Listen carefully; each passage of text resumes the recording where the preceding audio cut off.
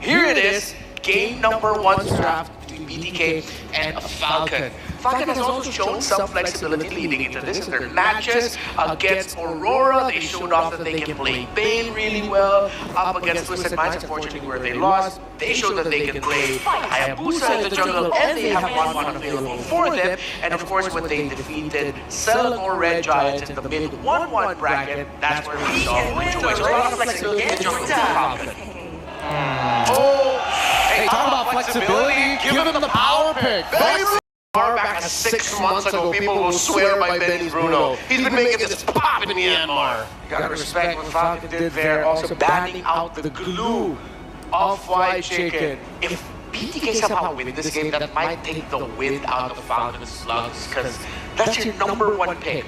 That is your ace multiple times over, so BTK, they gotta be ready for this. They want to be ready for this, but I think the approach that Falcons are taking is really intelligent as well, right? Get rid of the glue to make sure that you might have a crowd is going wild for Falcons to try and end this quick. But as I was saying, slow down the approach to these big playmakers from BTK's side. Play the tempo. The moment they get Frederick is one of the questions.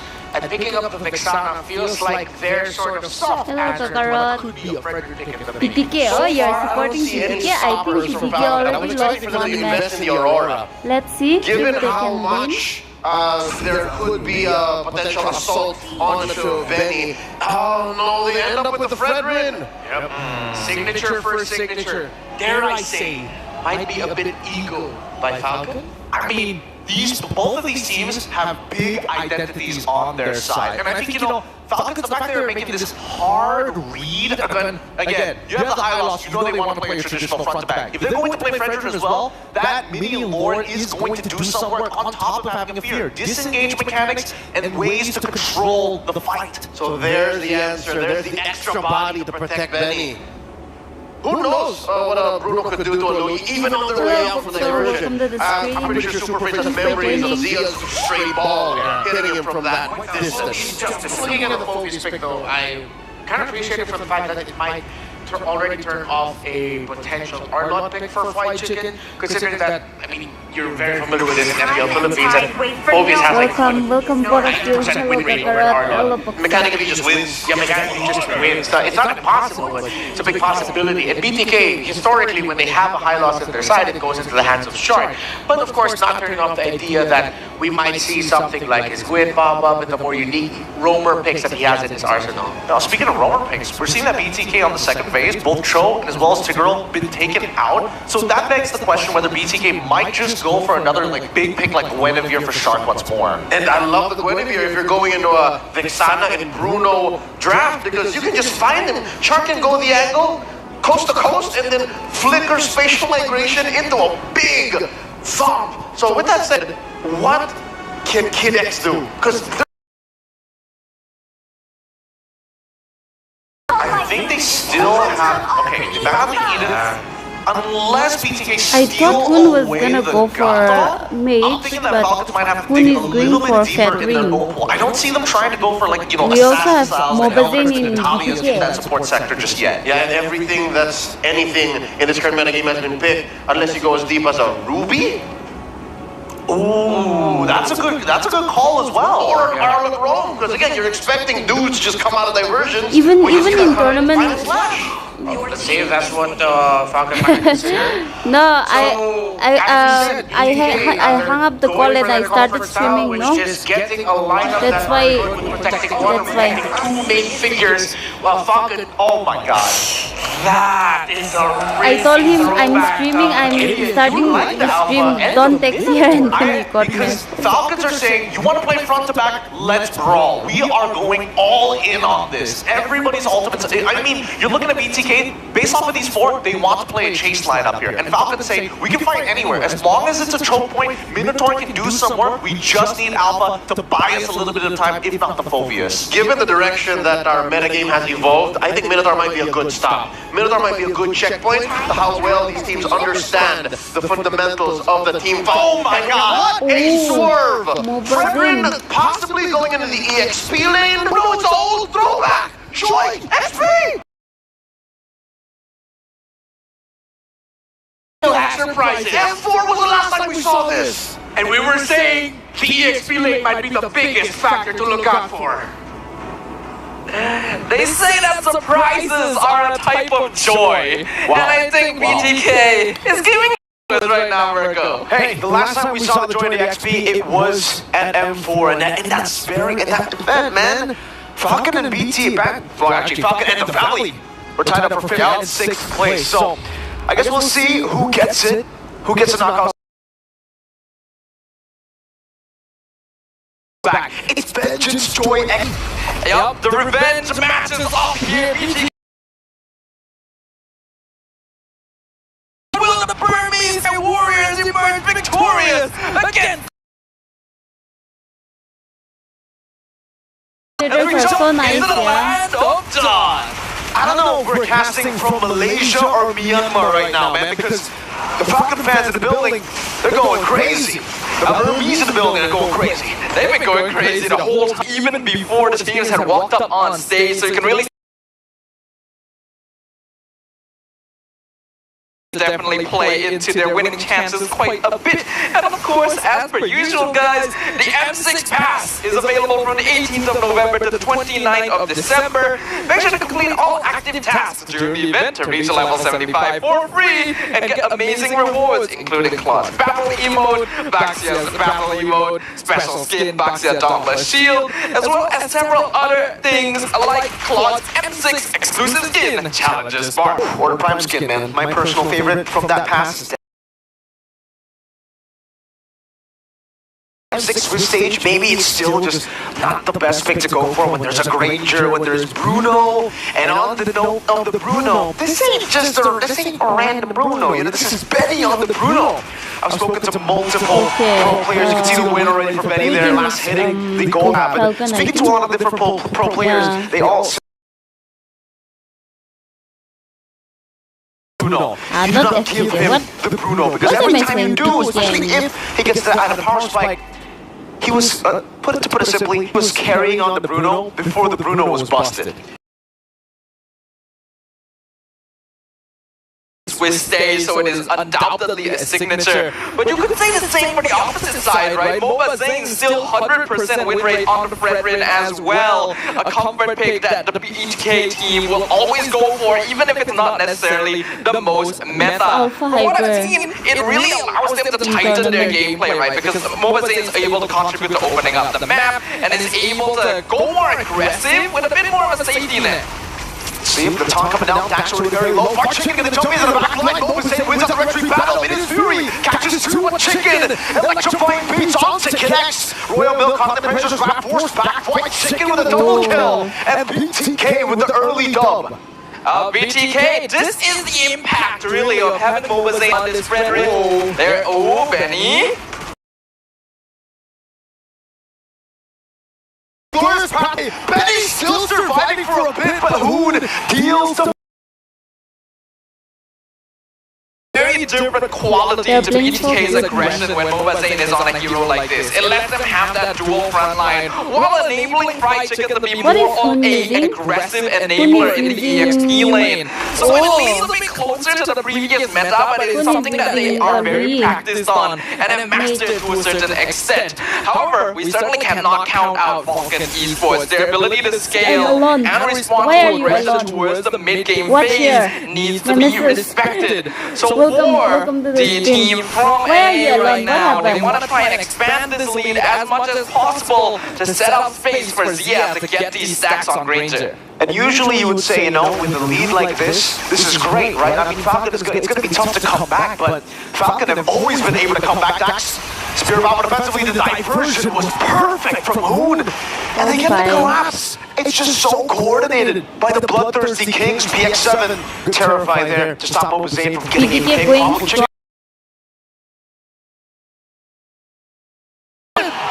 Whoa, BTK are Joy, feeling Joy, themselves Joy, right Joy now, is ladies and so- gentlemen. This is a team that wants revenge Great, for what the man. Burmese have put them through in previous international stages and wants to show the world that they are capable of easily making it into another M Series knockout stage. You can tell that they are in their comfort zone, the connection, the communication, the timing. Great internal guard from PX7 there to stop whatever BTK was planning, but they still get the prio. And Zane's on the turtle. Being able to secure this turtle would help a lot. BTK already on a 3K yes. network lead. Falcon Mobile Esports, they and need this one. Yun Because Fury coming down, that's a retribution. the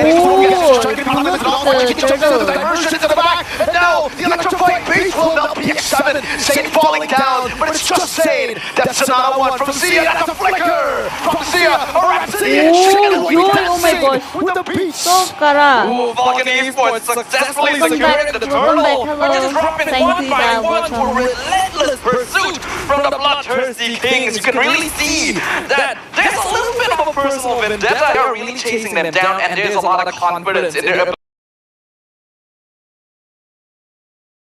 In a long time, but actually a surprisingly effective position for the hero, since giving her vengeance allows her to be a much bigger threat, especially now that she no longer has that CC immunity that she started off with when she was introduced. You would think with the revamp that has been added to him, it's actually more difficult for him to stay on top. Oh, I take it. Revenge for Royal Milk, perhaps. Chicken Low gets out. Almost tight. Barely there. Good Doing best as calculation. always. Yeah, really Bloodthirsty good. Kings, they've He's a been good player. I mean, usually when you see a Granger, Great especially with a player. front to Joy back, would go with the frontliners EXP not being against as tanky as Phobias. a normal front to back composition. They're playing the frontliners as divers. And instead So, Joy is like with the dominating. aggression, they're able to get space for Zia to just shoot them down. I think that's a very unique way to play this front to back. Yeah, frontliners and Vipers actually seems Right to be now, the Falcon traditional only got BTK one style. kill. Junglers. It enables them to go for the same sort of aggressive stance that you can with a front to back, while also introducing the wild card in the EXP lane as a team fight engager. Because nowadays, we see a lot of heroes like this or high-lows who can start fights in the EXP. Right? Zia gets a turret down below. Zane will just poke Royal Milk out. Zia's Detonata. That's one. Rhapsody as well. I want to support BTK Benny, but I corralling don't over like the turtle. Falcon. Just, I came to know just now about this Falcon.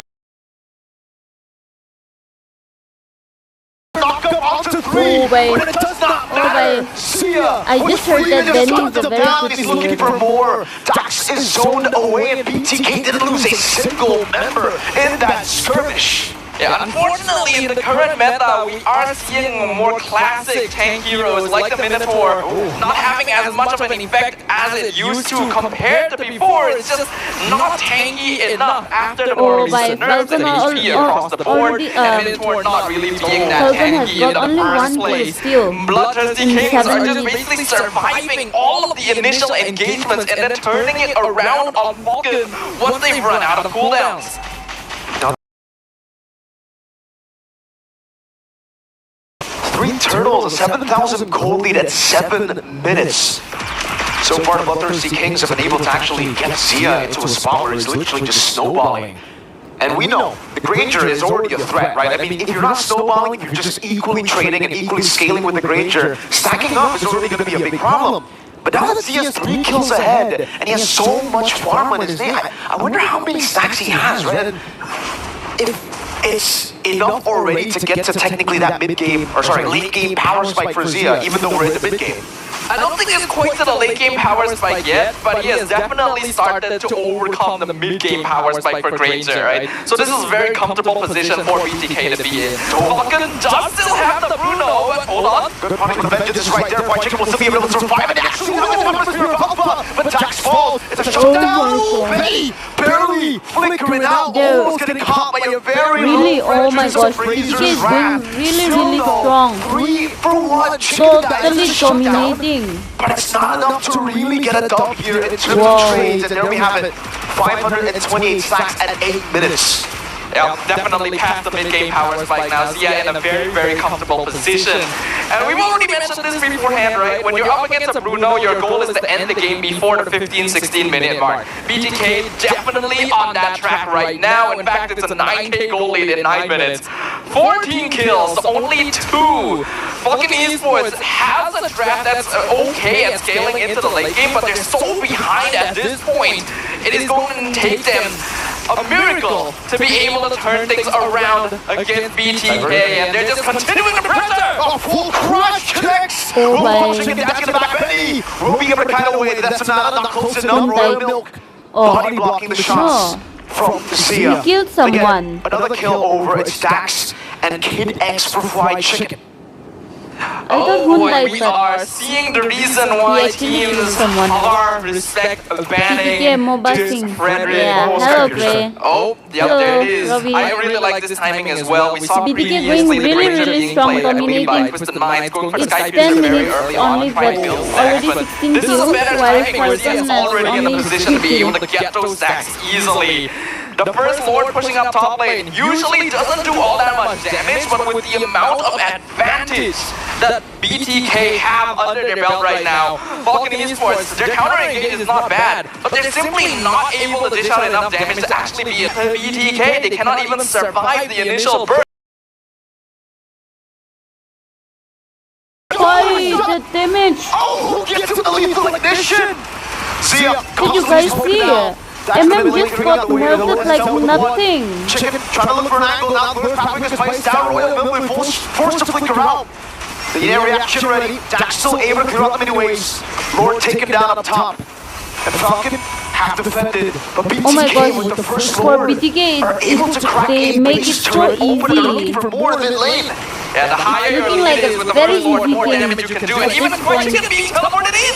With a diversion on Vengeance as well, gets knocked up, but Miss Fury, Chicken should die! Save Donovan, if at all, still able to survive! Dashes down the safety! And Zia guns him down! One last Death Sonata earlier!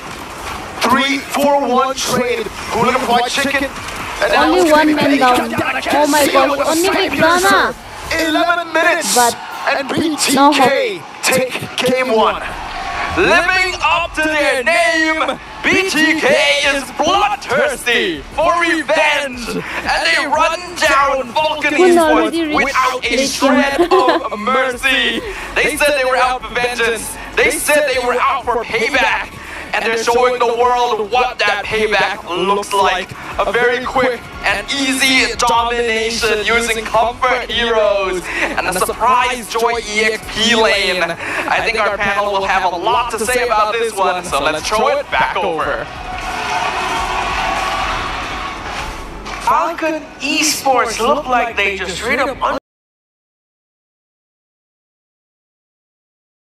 some of the best heroes that BTK has played with so far this tournament. Dare I say, that draft from Falcon felt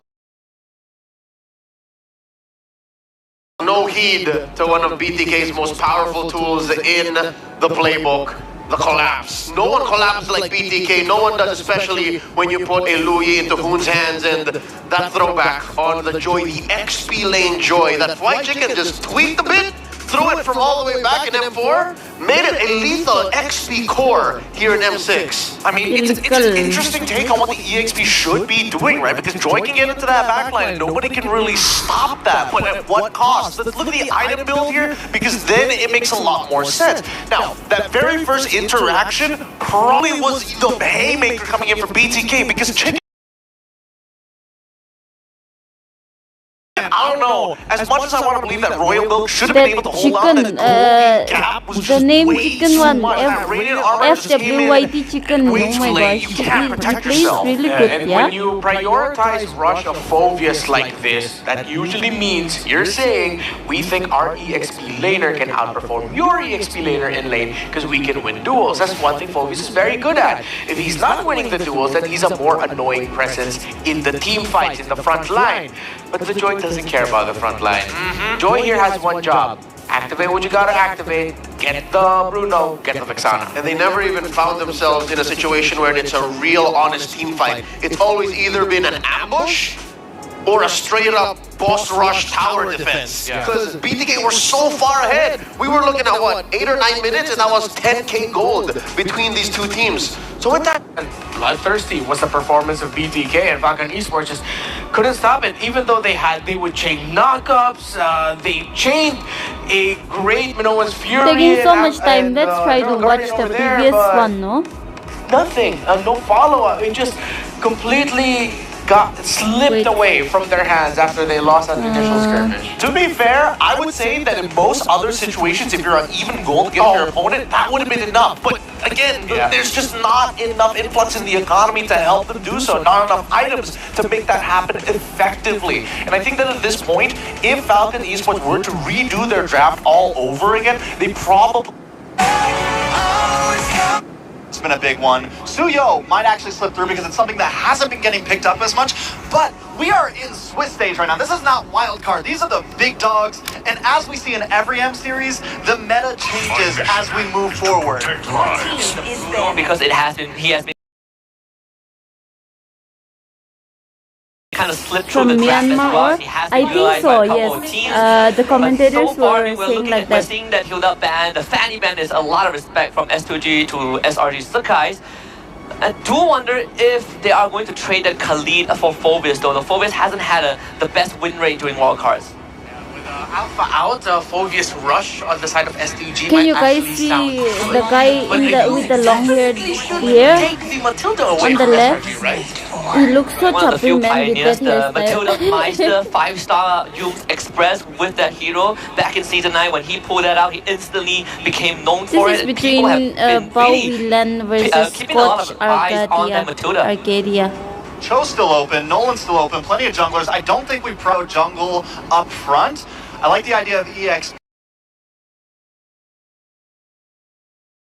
Maybe, or SRG want to be a bit more aggressive here. It is a best of one. You want to try to catch them off guard, and that's where I think the Cho could come in clutch. They go for the Suyo though, so they do prio jungle right up front. I feel like that's a rough trade to take against SRG because you're giving away the Cho to Yumes, and Suyo has fallen out of the grape.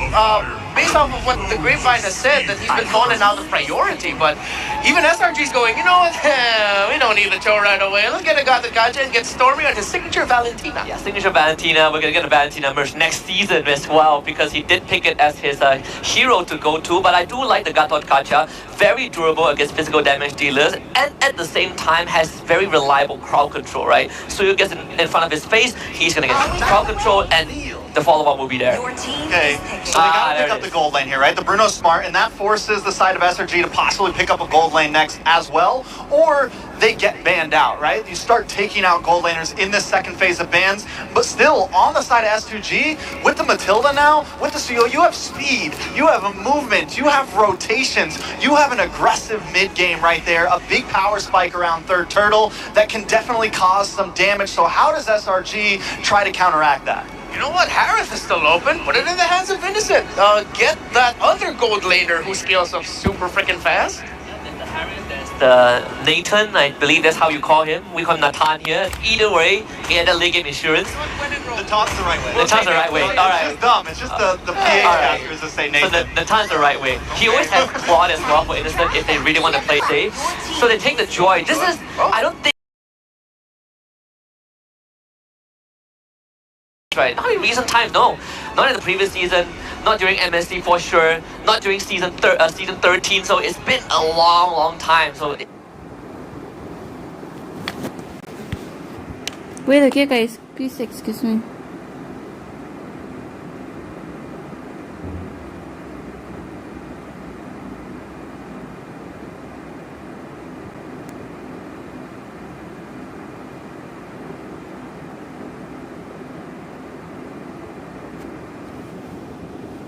I'm very sorry, very sorry. it's something that I don't think we have seen before. How deep does SRG's gold lane pool go here? Is it even actually worth for S2G to ban like maybe the Harith? What after that? Beatrix, we've seen a little bit of that in the wild card. Could be options. Claude also got the recent buff with more veteran players. It can definitely show Phobius ban on the side of SRG back over. Like, just work that out. Yeah, let's see if we can delve a little bit deeper into the minds of Falcon Esports. We actually have a quote from their coach, Nyo Chao. I believe, hopefully he can allow us to understand Falcon Esports a little bit better with this one. He says, as a representative of Myanmar, Falcon has already won 2 matches from defeating Aurora and SRG. Reaching this stage in M6 makes him proud, considering the fact that they've been in the same lineup since 20. Hasn't gotten into the heads of Falcon Esports. Yeah, no, after defeating SRG, they felt Falcon big, right? After beating Aurora, that put us in this... This is their doing. Yeah. So they gotta dig deep into the playbook. Get into the mindset that they were when they got these big dubs. Exactly. So that they can...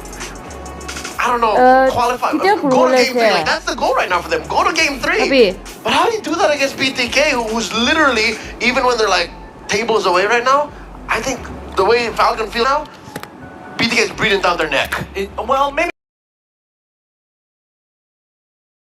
eliminated just yet, but I do think that at the very least, hey, let's go back to what works. Dax, let's put you on something that can hard carry this game rather than oppress your enemy. We need you to be able to get into that backline and really start threatening the members. But I personally think they need to start shaking up Hoon here, because Hoon is doing a very good job all throughout the Swiss stage, and the only times that you do see the team composition actually crumble is when you force Hoon to move out of position. So shake up and shake down, Hoon. Yep. Those are great approaches, especially for Falcon Esports. Respect the center of the map of BTK more. When they didn't do that against Twisted Minds, they lost. When they needed to recover and defeat SRG, they respected the heck out of Yooms and Stormy's potential pickups, and that's how they were able to get the W there. Let's see if they'll be able to continue that. But first, gotta hear from members of the crowd there, some very familiar faces.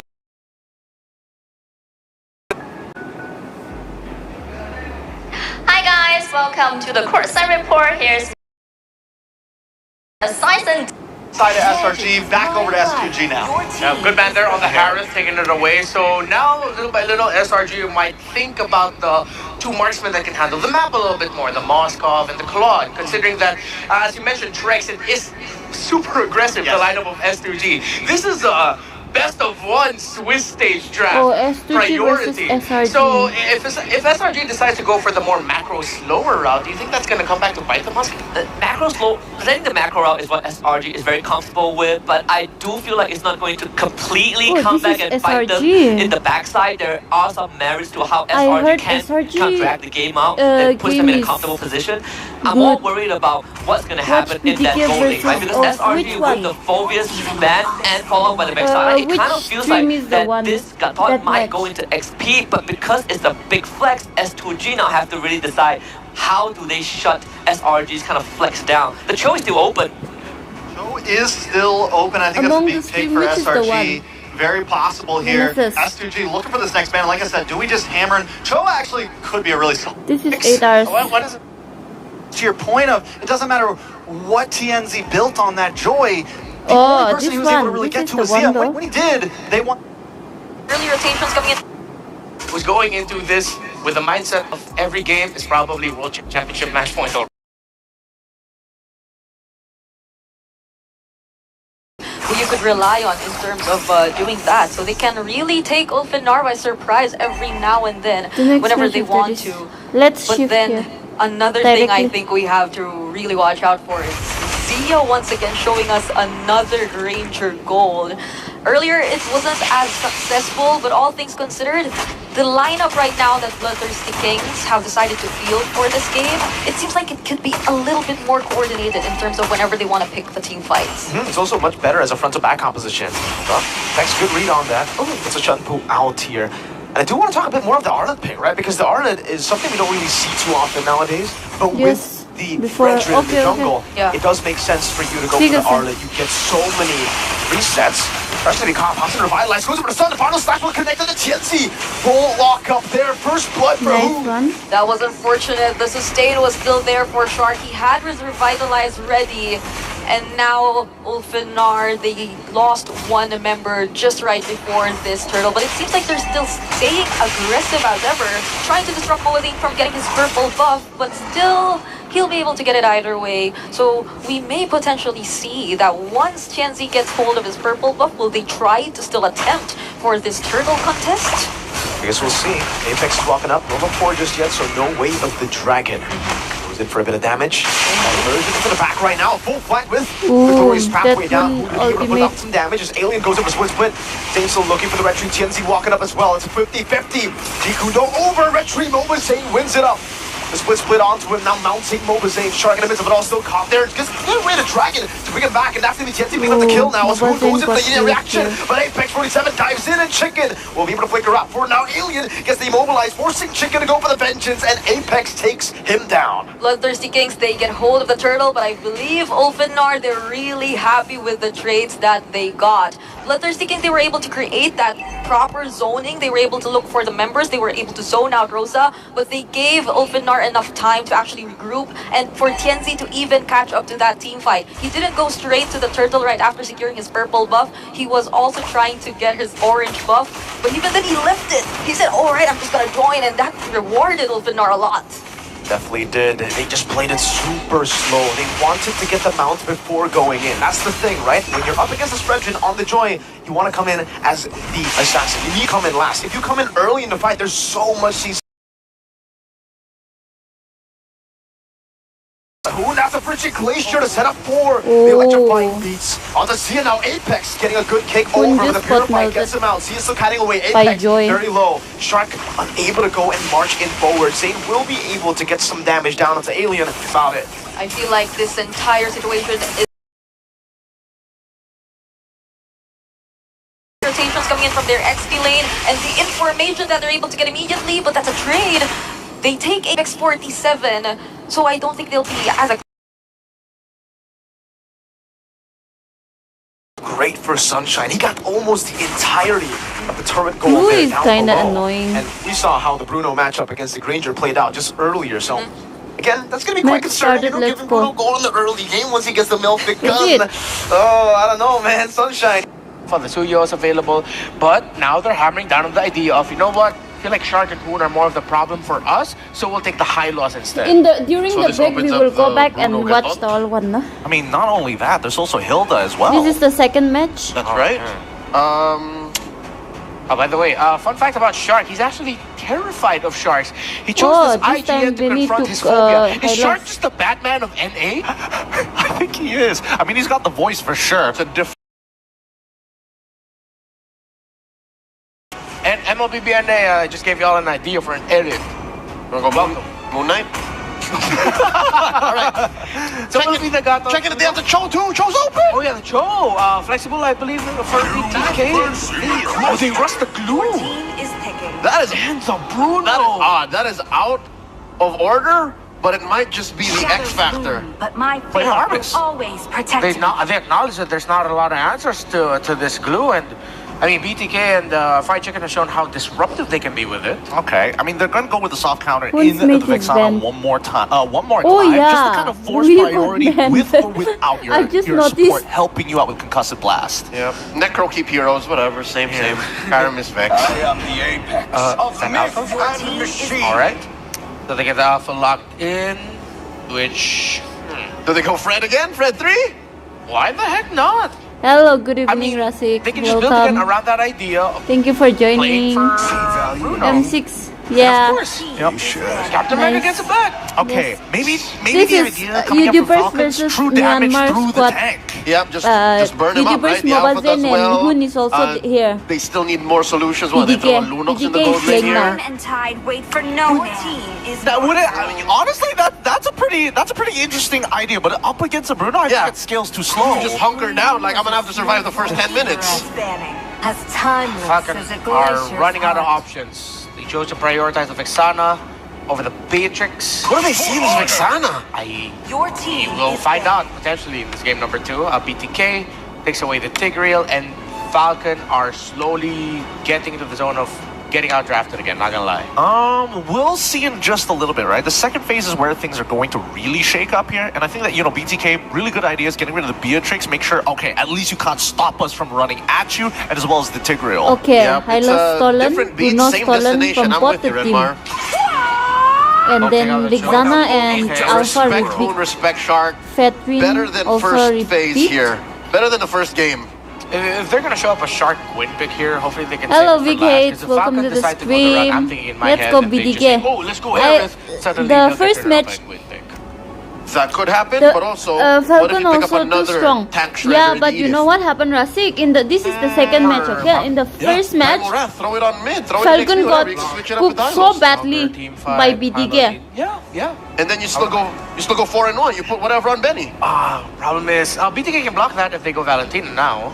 I mean, I suppose, but at the same time, we have to remember that Glue is still currently active for the EXP lane, and right now they don't have many answers to it other than the Vexana, so the laning phase might be a little hard, but BTK now looking to scale?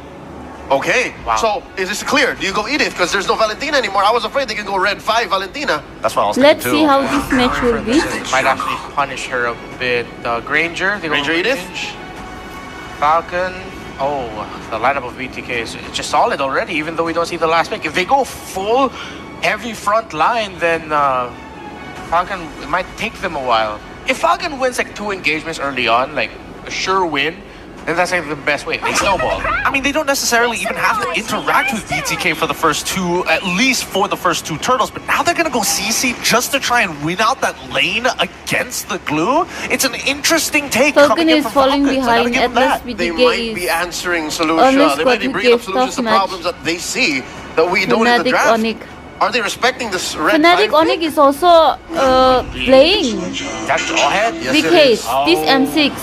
I wanna watch Fnatic Onyx playing. If ever it doesn't go well I in the would guess early, going does from late. BTK. Very Oh, well-rounded. BTK is While for strong. Falcon, Hello, Lazy maybe Boy. Royal Welcome. Build will have the CC performance of a lifetime. That's the wildcard X factor that I'm having a hard time reading right now. Mirko Staffa, let's go.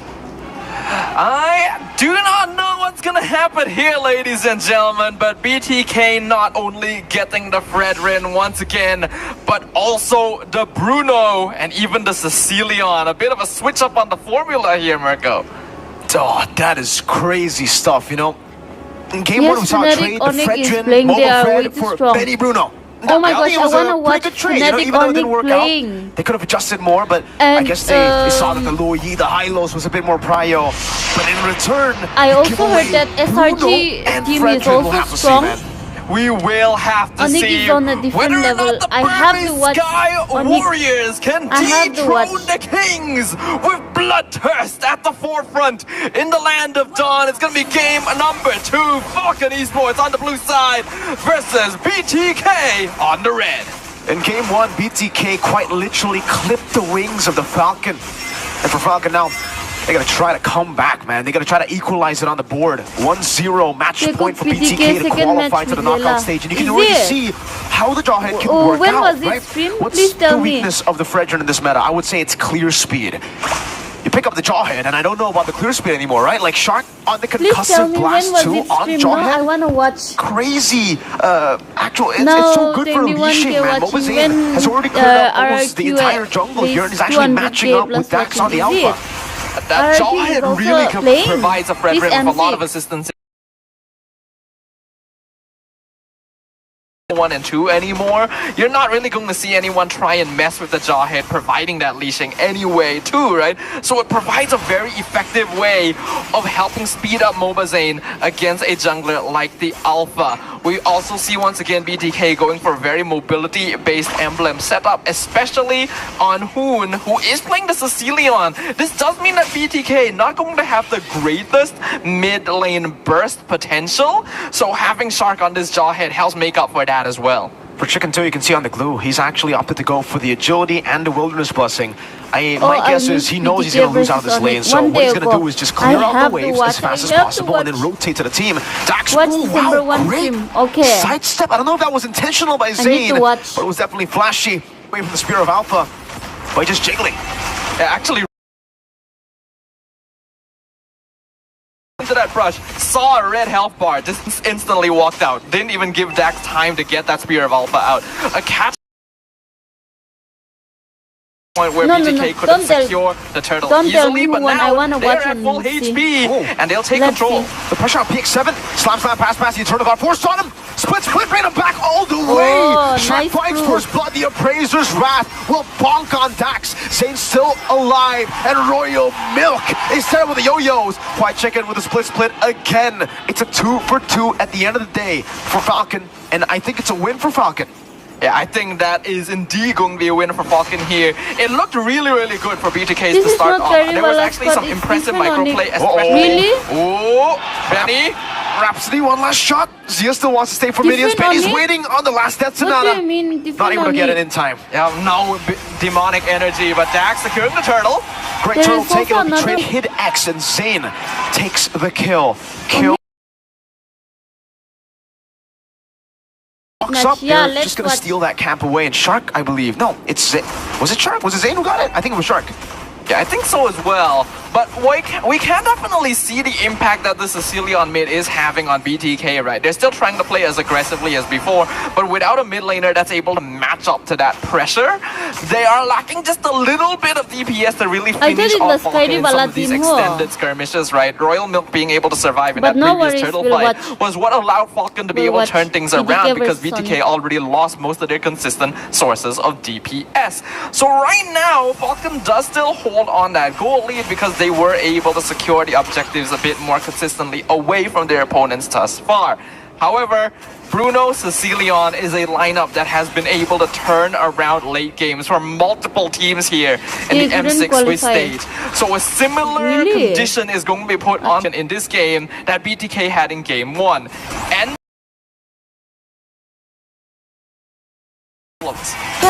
unstoppable force there from Shark over the Eternal Guard, I believe, maybe trying to escape from a possible follow-up from Falcon Esports, but from BTK, I agree with you, yeah. With the Sicilian and with the Bruno, they can really just play it slow, and for Falcon, with the first turtle, they gotta try to play it fast. They gotta try to fix the tempo to their speed. They don't want to let Hoon continuously just stack up, and they definitely do not want Zia on the Bruno to farm up, right?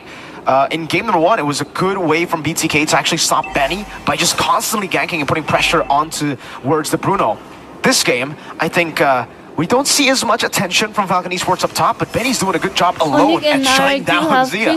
When you're playing with a Bruno on your side, there's this subconscious expectation that he'll be able to hold his lane by himself and win it out pretty safely. Not to mention, BTK can't really give up too much of their mid pressure to try and gank him. And because of that, Benny is able to use the extended range of the Granger to poke out Zia in lane and start building up stacks. You can see too, they just have more pressure. Oh, great retribution from Dax. Right as he goes into the Spirit of Alpha, and stun over Zane. That was going to be caught. Royal Milk with the chase. That's a flicker from Shark. Ejector not ready. The Spark missiles will come through when Chicken actually gets away. Benny is waiting for the last shot perhaps of the Death Sonata, but will not be able to get it in time. And will instead just shove in the wave up top. Shark trying to stop that steal, that invade from happening, but I believe should be able to just take it away even despite that eject. Composition that is way better towards that early to mid-game scaling. They just have more DPS.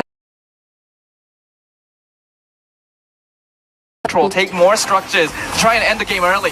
No Purify on PX7. Smart missiles. Oh, great Terrified. Mo was able to Appraiser's wrap. PX7 trying to go for a little bit of a dodge there. Oh! Zane still gets it with the enhanced attack. I thought he missed the skill 1. Concealed from Shark. Zane will sacrifice himself. Walk it up, but Shark will fall too. The sacrifice failed. Yeah, you can see that anger right now from esports slowly building up on that goal lead. Because this is what their lineup is built for. Granger is a snowball hero. He farms well, he scales evenly, but the more advantage you can give him, the more of a threat he's going to be, especially once he hits that Sky Piercer timing. So Falcon Esports knows that they cannot afford to let this game prolong for too far. They have heroes that will drop off in effectiveness the later the game goes. And we've already seen in the past that Granger, although very good at opening up the map and picking people off, is not actually that good at taking working structures, especially the crystal, since he's based more around skill spam than auto attacks, right? So it'll become harder to push into the base the later the game goes for them.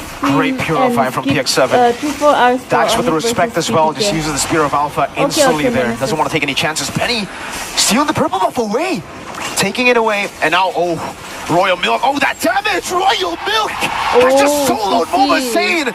It was a bit of help from Dax, but that was a statement. That was a declaration of war from Falcon.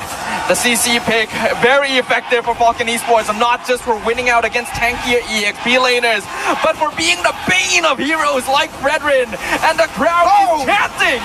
Eternal Guard into Dax's spear! Chicken cut down by Benny with a Death Sonata! And now it is all Falcon Esports.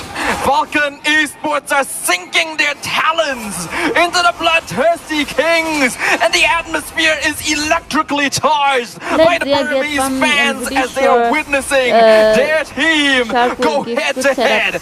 Right now, 5k gold lead, 8 minutes in. Falcon still has plenty of time to continue piling on the pressure and ending the game before Zia and Hoon have a chance to come on a line. But the Bruno and Cecilion so far have not been killed once in this game. The next target for Falcon Esports is to start their farming, and then the game should go very easily.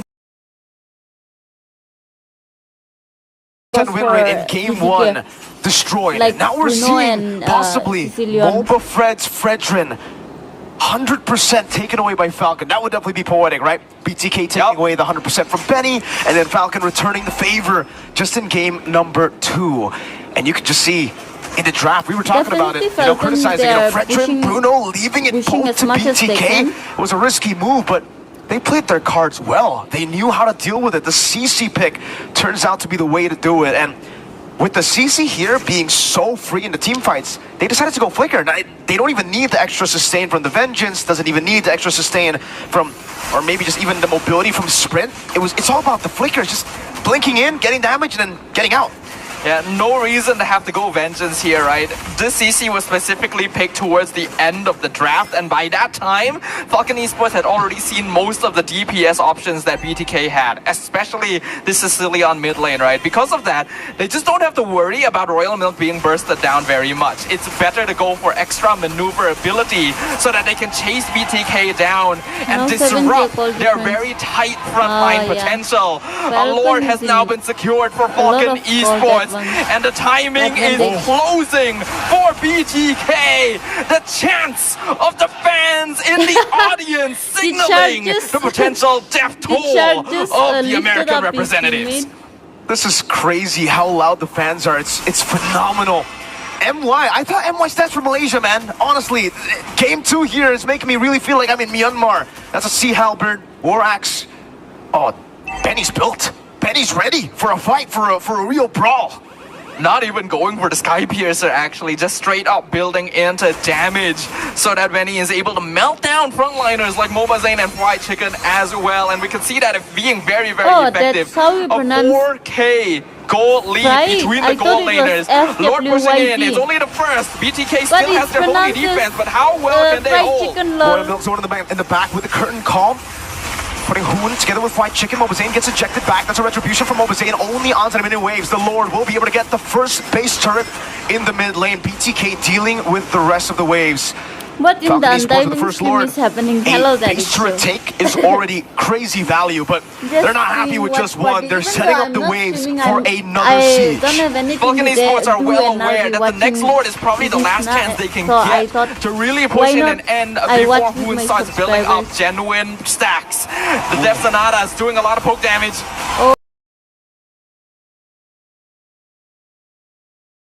The Falcon shot, flickering back, White Chicken with a slam pass, but Royal Milk dodges away from it. Benny mounted up, back again, Sia. Together with Hoon finds the kill. A 2-for-1 trade. But Falcon Esports, they got the 2 base turrets, and they are happy with that now, with that trade. They back away. Falcon Esports are still in a very, very comfortable position, but the next Lord is basically their time limit for ending the game. Bloodthirsty Kings being able to find some pickups there, and even giving Zia and Hoon their first kills of the game respectively is going to help them start building up that potential they need to start holding on to the base defense, right? They're very good at counter-engaging against sieges. Zoon, we can see, already has the...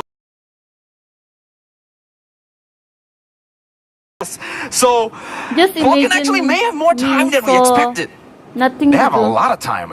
We were talking about maybe, 14-minute they are just onwards mid-farm. that the power spike might hit, but Just seeing how imagine behind me Hoon for is on nothing stacks, to I do. feel like Acha. even 14 Really, minutes is not BTK really going to cut it, players right? are Like, streamers. Falcon actually have a And now lot of giving time now to competition play. to a sports They can player. keep calm, Yeah. play it slow, and they've gotten 2 Exactly. base turrets, right? That fight There's for more, BTK, but it then was good for I them. don't They got a few know- I kills, don't know but about it was still via way fried better for chicken Falcon and all of Esports. That them. was the far lane base turret taken But away. I and definitely, it'll just be an auto advantage for know Falcon as they set up this, for Mobazen the and enhanced Lord in the 12th minute of the game. Benny And like the already live chat securing the comments were endless like battle. pro That is YouTubers Benny's versus final item as well until he decides to replace his shoes. So this Granger has reached the peak of his DPS potential. The chat was going crazy, you know, minute mark, like, the second Lord we they talked were about saying, is usually about the time when Bruno becomes a yapping problem. and start, But looking at the stacks that Hoon has, start the the Cecilion game. hasn't quite reached They that all point stream. either. Oh, is So it? Falcon still has a bigger window to play Acha. with than expected. I They guess will be they're able to all get this streamers. Lord without too much problem. 7k gold lead still in their hands, and a marksman that is quite capable of outranging the Cecilion. Bloodthirsty Kings, not too sure if they have the lineup to be able to hold a base defense here, especially with Falcon effectively pushing and sinking every wave on the map. It's looking bleak for the defense of BTK. For Falcon, they're going to spread their wings now. In the siege they go. Kidex with the glorious pathway. Hoon going to be chunked as well. Ejector coming out. Hoon very low. Flickering out to safety. Kidex is conversing with Claws, but now in the back line as well. Royal Milk, Winter Crown, Spear of Alpha from Dax. CSC able to cut away as he flickers out to safety. Benny low. Chicken with the split. Mobazen kited again as Hoon constantly goes over bad impact. The base wide open. Benny trying to go for it right now. The Lord is there to win a crown's spot as well. They're trying to target it down. Benny will slay Mobazen. Sia is next to the chopping block. And Benny will go for the base to equalize it.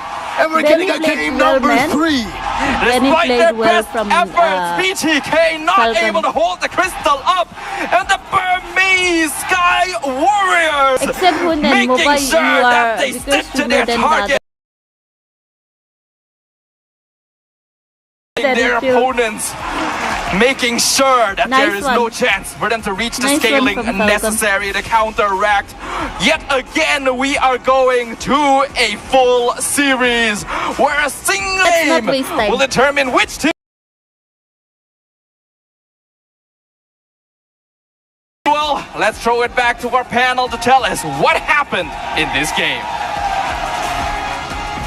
The X Factor pick for the M Series is RRQ Hoshi, the Sang Raja. Bandit. So the hill is open. Hylos is open. It's very soon, man. But The harsh reality of one. Accelerate this game really quickly because I'm not seeing a troll ban either. Don't fall into the one. the light. Don't fall into that sweet memory foam. It's just that good. Oh, I was starting to remember things together. So far, even when they're clumping up, they really haven't been able to get the most out of it, right? Yeah. And I mean, Flash have just found ways to... Different is that how the hell does SRG adapt and This is also not the one. Last Acer. Acha.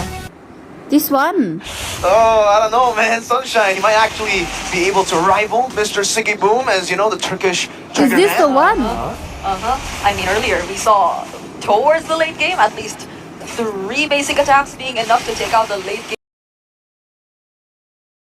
Exact same emblem combinations even, but who will be able to take hold of this turtle? This one. yeah, I think NFB Flash doesn't need to default into picking up some. Tough game for KBG. Stormy will fall down in the hands of Sunshine, but Innocent answers right back. No, the one you picked first. Response label. That's who he is. Can't confirm. Counter. This one. A troll ban either, so there's still a lot But of... I don't see them playing though. But it's defensive. Fly Chicken in trouble. Forced to go back. Super Prince low as well. Zia. Oh, Able to get the this hit. is the one. anthem nonsense here at the Swiss stage. These teams are only going to be Macro. Nice. They do lose the objective, but you have Erenshiki just feeding off of these gold, this free plating Not the on one. that bottom side. This is not BTK. are only going to be moving on if they win version of them that we've seen in previous time. I think a lot of Family BTK against FNOP. FNOP blue side, BTK red. All right. Breaking things down, jumping into game one in a best of three. You said there's tension in the air. There is electricity right now on how this is going to go. So much on the shoulders of Brusco. Already taking a lot of damage. Hello, Juice. Welcome. Might have to go back. Does have some sustainability there, but still, things are already getting aggressive. Now Shark getting pulled back. Should be okay. Both teams fighting out in the mid in the first 30 seconds. Just classic Brusco walking out with that Khalid, just trying to force a trade. It is very unfortunate that Shark had to use the Revitalize, but again, we got to take this downtime to remind you guys that to participate in the M6 Lucky gift from 18th of November to 29th of December, join for a chance to get the Claude new Epic Skin, Challenger's Flare, and Beatrix's new M4 Epic Painter Skin, Light Seeker. Do not miss out the opportunity. Okay, so what is the goal here for BTK? Do they focus Kelra? Do they try to put down and take advantage of the Layla not having a flicker? Wait a second, a lot of damage already. King Kong trying to get the engage. Mobazane brought down to about 20%. Pulled back. Shark now in trouble as well. Bahoon gonna get involved. Very low onto Brusco. Zia locking onto Kelra, getting a couple free shots. Wants to go for the 1v1, decides to back off. Nobody goes down just yet. Yeah, the push and pull from both teams, because even Shark was a bit trying to go for that footsie. Hun almost loses the passive, but Brusco might have a chance to force out the flicker from Zia. I mean, BTK really adjusting well, understanding how fast Fnatic Onyx moves around the map, so keeping the crucial resources online. But we saw how King Kong was. It's not just it's clear, but arriving at the scene of potential battle. Yes, so many Joy players normally don't try to pop off so early, but literally once King Kong got level 4, he wanted to fight. He got in Mobazane's face, and we could tell both teams knew what the plan. Let's go for the gold lane. Let's try to get them online first. Luckily for both teams, nobody went down just yet. So level 4. Then what about that Kyrie one? White Chicken, able to get the final slash. Super Prince goes down. Turtle now still up. King Kong trying to get involved as well. Down comes the Frigid Glacier to freeze. Locks onto Kirk. Mobazane able to get the first turtle, but now King Kong getting low as well. Mobazane pushing it back. King Kong on the run. The AOG whiffs to the side, but BTK come out on top of the first turtle fight. BTK come on the top of the first fight. But we're able to cut their losses. Both Brusco and King Kong got out with a sliver of health. This is a good start, great understanding on how to take these fights. If we take out Super Fritz, then Shark is unlocked, right? No one to lift him up. Oh, Brusco getting low once again, maybe walking into the wrong bush. Forced to back off, and BTK are taking control of the river. Before they were being a bit more lax, and it seems even now they're... Love this, very good discipline. We even talk about the fried chicken special Arlen pick, right? A great setup. That's kind of how they want.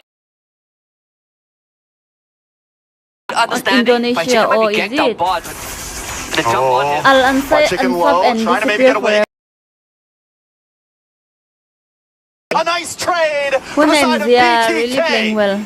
Yeah. And the brace might heal at the end, actually keeping him alive. Topside, Zia. Oh, Zia able to flicker the sandstorm, the kill. Zia goes down. It's a bloodbath right now. 2-2 and gold still nil. Lala, this is not like Falcon here watching able to get a hit because we wanted to watch some match recap, that's why. So Mobazane a lot more comfortable. BTK is all about that mid control, right? We clear up mid first, we free up Shark. And if White Chicken can join the turtle fight, rinse and repeat. Flicker's coming back up for the Arlen. If you can catch Super Frizz and blow him up one more time, BTK can get a hit. Yeah, White Chicken's got to be careful on that boss side. I mean, all of BTK, I feel like both teams are focusing so hard right now onto these offlanes. We're seeing the attacks in the gold. We're seeing the attacks on the EXP, but BTK, on the other hand, keeping it a little bit more mid-focused here. They want to go for these neutral objectives. They want to make sure they're ready for this next turtle. They did not qualify now. BTK will have to start thinking about how to deal with the lane up, but right now, turtle fight. Hoon taking a little bit of damage. White Chicken going to get involved. A lot of damage on Brusco. Brusco goes down. Mobazane able to get the kill. Kirk in the backside with the Earth Shatter. Hoon might just be in trouble, but he still doesn't go down with just a pixel of health. He finally falls back. Gets the thing, but Mobazane does get the kill onto Kirk. It's 2 down for the side of Fnatic, Onyx, PH, and BTK with all 5. 2 more kills, and 1 went over to Mobazane. So Mobazane is now 2-0, gets the second turtle, continuing to try and accelerate the game phase. But at the end of the day, Fnatic Onyx Philippines didn't really lose much. They lost an objective, they dropped a couple of members, but no sizable lead for BTK. Oh, Mobazane's aggressive now, pushing back onto Super Prince. Shark, Zia up in. Start getting Zia involved into these fights as well. But King Kong doesn't let anything slow him down, man. He is all over the map. The confidence from Fnatic Onyx, even with being behind in kills, the gold deficit has not escaped them. Even with losing 2 turtles, Fnatic Onyx is still so much in this game. Absolutely. At one point before the second turtle, Mobazane was ahead in experience. King Kong not only caught up, but exceeded that, right? King Kong is now ahead in XP because he did take a bottom wave after 5 minutes, so the penalty on the jungler restriction has been lifted as well. So Fnatic Onyx Philippines really maximizing whatever resources that they can get for King Kong. 3 years before RQ era over, this year a little bit of damage onto Kirk there. Perfect Glacier does come down, does not connect onto anybody. And I love what you said. Fnatic Onyx has been sending all 4 members up to the top side of the map, and King Kong has just been getting free farm on his own jungle plus the EXP lane, which has been helping him out a bunch. And now BTK is starting to take a page out of that, send the rest of their team up top, and have Mobazane farm that EXP lane as well. Kelra finally getting the first tower of this match. The only difference is that FNOP moves just moves faster than BTK. With Khalid, with Joy, it's so hard for BTK to keep up. They are trying their best, but sometimes you have to spend an ability of losing that top tier 1, frees up Kelra to now. Mobazane might be in a bad spot. Kirk gonna show up as well. Gets a flicker in. Looking for the Earthshatter. Mobazane able to sidestep, but it's too much damage. The electrifying beats. Mobazane tries to get the outplay, but he falls. He goes down, and King Kong reigns supreme. So close. Went into the Immortal 4 there are for many the crowd control underdog immunity. teams He just better needed 1 more turret shot to help him out. But still, I also BTK heard, not really falling behind. I don't know what kind of tournament it was. For 5 seconds. Last time.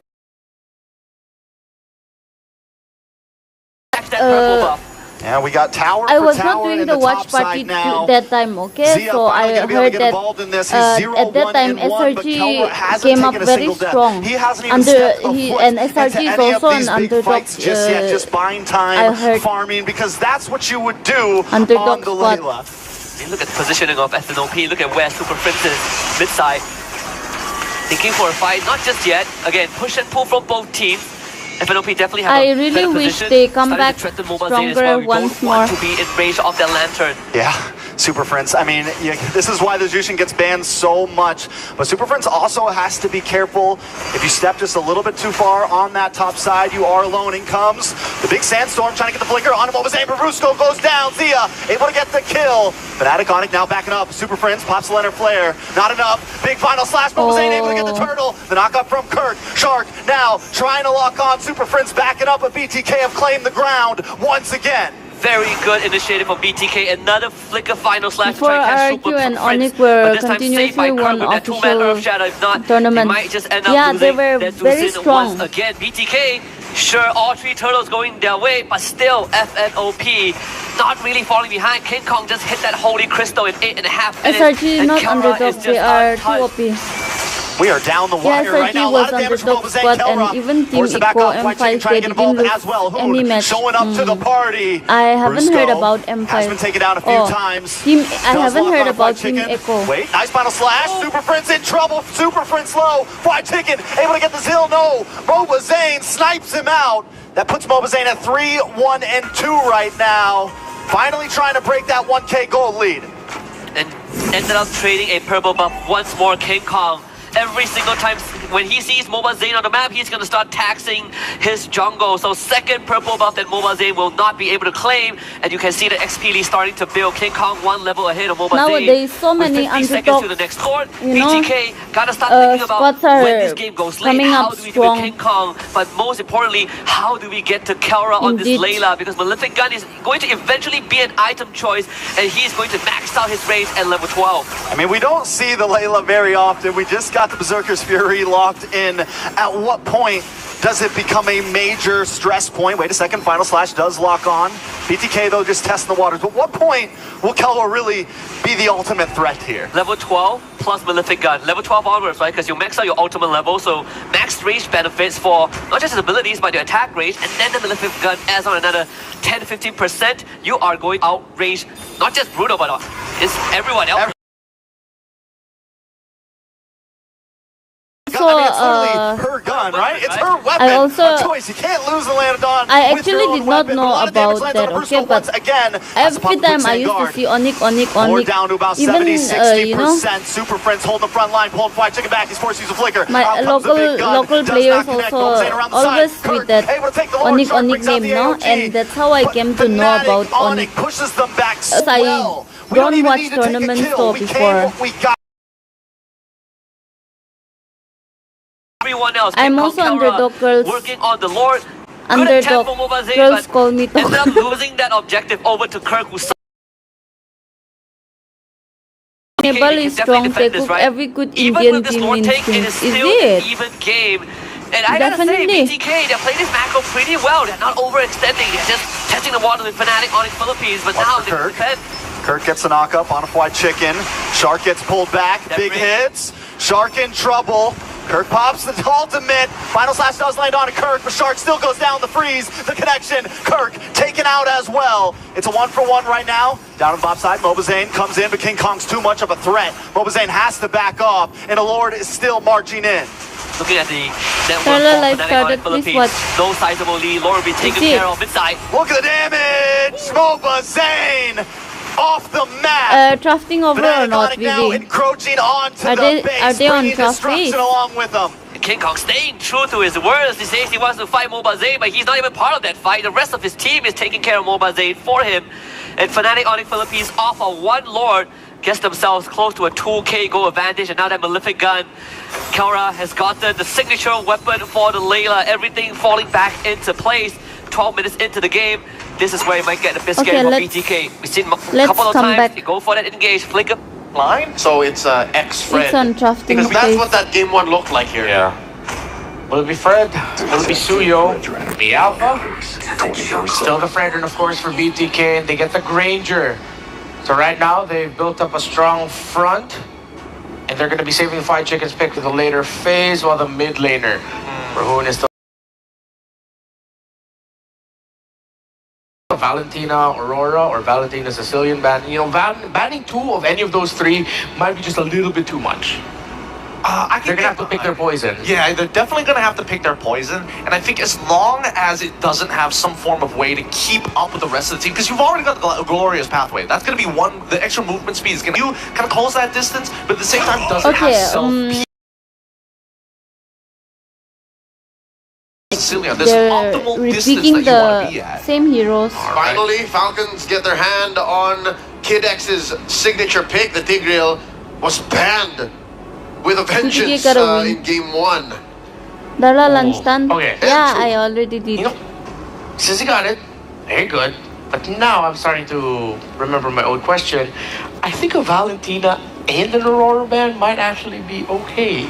It might not be too greedy considering that you have a tick and a focus. For sure, the Valentina. Yeah. Maybe both. they might just lean into both, depending on the next bans here for BTK.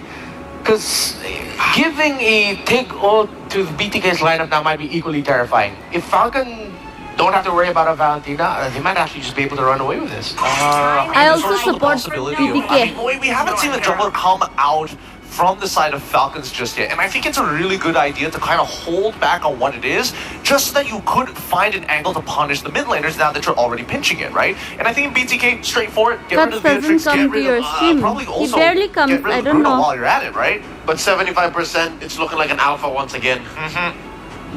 Call it now.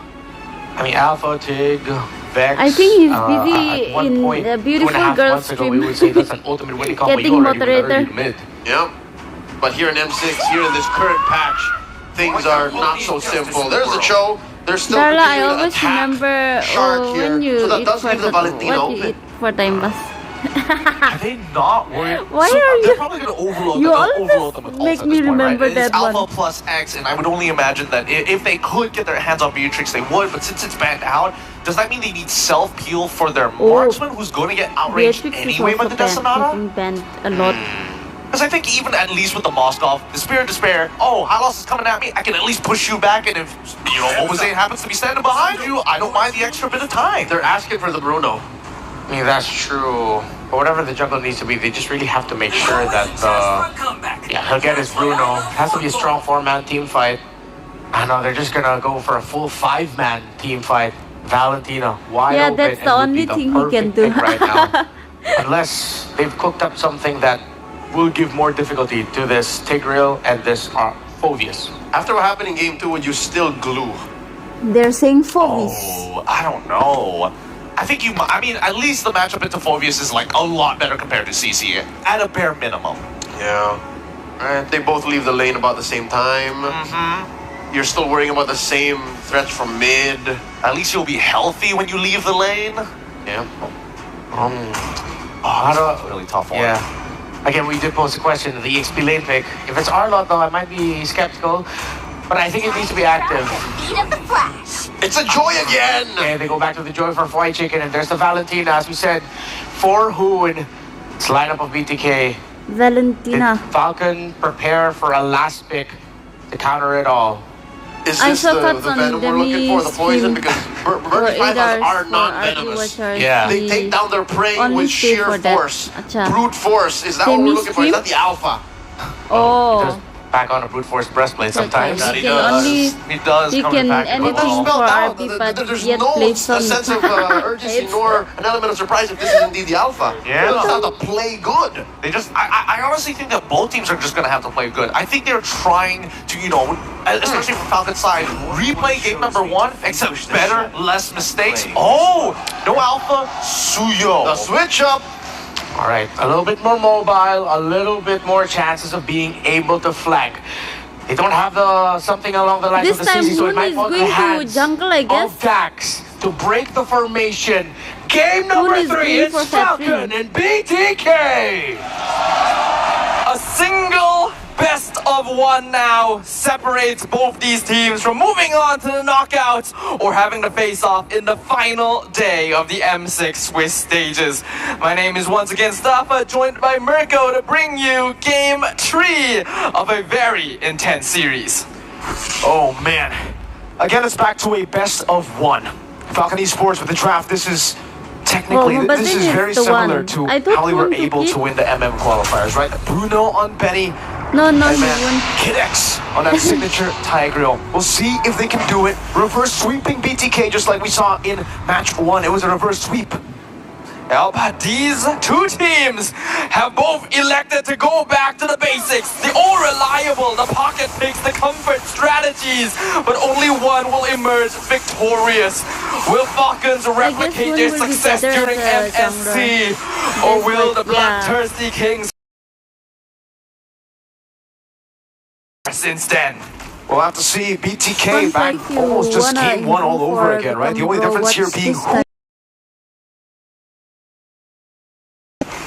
The Valentina. I was pretty surprised. I think the panel was also pretty surprised that we didn't see the Valentina. I hope I don't skip skip off like I used to watch party. Might actually want to go for the Valentina to steal away the implosion. That's a red trick. I believe Dax was able to get it. Yes, he was. Kid X will be chopped quite a bit, but he should be happy with that trade. Especially with Tigreal on your side, so you don't have to deal with like counter implosions. But getting rid of that show, I think, did have a little bit higher priority for Falcon Esports, just to make sure that BTK doesn't have a hero that's able to separate their front lines, right? So far, BTK has shown that they're very effective at playing more scattered team fights, so they don't want to give initiators that can create those situations for them. In terms of emblem setups as well, we are seeing things go back to a bit more of a standard style, but a heavy emphasis on damage for the Falcon Esports side, with that Master Assassin on Benny, as well as the penetration emblem for PX7 and Royal Milk. He knows without the low E, he's actually, without the low E on the hands of Hoon, he will be in the lane much more just 1v1 against Zia. So that's why this time he goes for the Master Assassin, no longer the tenacity I believe that we saw from game number 1. I think it's a good decision. PX7 already sent up top to get level 4 quickly to shove in the waves, but Mobazane still doing a good job of just holding the turtle away from Dax. Will reset it and will not give the full control over to Falcon Esports. We have to note, Suyo was very, very popular for a time because it was impossible to out-retry him. That health threshold has been nerfed, but Shark will take a bit of damage. Fried Chicken jumps in, though, electrifying beats over to Dax. Not enough damage to actually sort anyone away. Kinex! Flickering in front, getting the implosion. Who's with the Sabres only going to catch out the two members as Pixel pops an Eternal Guard. And now, Insane still sustaining. Royal Milk going inside, trying to go for the pursuit, finding Shark again. The pursuit should be ready. Jumps in one more time. Shark gets the stun down. Mobazane. First blood over Royal Milk. Mobazane to be shoved again. Still able to dash away. Royal Milk goes in for the pursuit. Chicken walking up with a vengeance, going on to Dax, but look at displacement from Royal Milk. Inferno Pursuit. Now it's Mobazane that's going to be caught. Inferno Pursuit one more time. Zane able to kite away, joins in the team and picks up a double. Ooh. Fight around the turtle and then extended into the purple buff. It's really hard to say which team actually came out on top in that one because it did end up being very, very scrappy. One more ball. Benny gets the kill, punishing Zia for rotating. You stay in my lane. Falcon Esports now starting to recognize the habits of BTK a little bit more and understanding that this is not an opponent that you can give map control over to. It is time to take your foot off of the brake pedal. It is go. You have a Tigreal Vexana mid duo. It is so good at countering rotations. As long as you're able to keep track of where BTK is, Falcon Esports can stop them from being able to regroup at any point in the game. That was a good hold by Shark, though. It could have been way more punishable. He gets the 2 kills, gets taken out still, but he's able to actually still get maybe the they XP were and planning gold to from the mini dominate waves. early. Chicken up top, this is a different story this time around. Royal Milk and Suyo is still really good. Despite the nerfs onto Soul Sever, you still deal a lot of damage with all your other skills. And to heroes, it wasn't really nerfed, it was only the objective damage. It gives you a lot of utility, this hero, still, because of the number of skills he has available in his arsenal. The Hunter Strike already completed. Dax should be able to start rotating around along with Kid X and Esports. The more advanced they can get, the slower they can force the BTK members into playing. And when they have a Granger on their side, they're really trying to upscale that mid-game momentum. Poon has Eternal Guard, will be poked out by Penny. Implosion from Kinex onto 2 Dax. Final Retribution onto him. Mobazane jumping in the back line. So will Chicken with electrifying beats. Not able to push out some damage though. Zia trying to cut away, but Royal Milk is dismantling the back line of BTK. Dax with the Soul Sever slashes. Hoon will be able to escape. Dax go for the stun. Hoon barely getting out. But Falcon Esports got the dub everywhere in that fight. The Burpees Falcons showing us how it's done right now. They've recognized their opponents. They know how they play. They know how they operate. They are punishing BTK for very tight front lines, playing around Mobazane on this Fredrin. The Tigreal has always been a concern for BTK's exact style of gameplay, which is why they have been batting it out consistently against a player like Kid X, but it slipped through the cracks this time. And you can see how effective he is being with that timing. He's not using it to force battles. He knows that BTK, they've got those trigger fingers, you know, they're going to want to start things themselves, and that is when he can jump on them and strike. Now I'm both watching YouTube and this is a very different Falcon Esports from game 1, despite the same draft almost from BTK. Benny is not 0-2 on the Bruno. He's 1-0. He is scaling up to be a monster. Already almost Berserker's Fury at the 6-minute mark. What should I do? Should I lower down to get the turret up top. Level 9, a level ahead of Zia already. And we know how lethal Benny on the Bruno can be. Zia will be able to get a trade down below though, but as we were talking about, Benny gets that Berserker's Fury.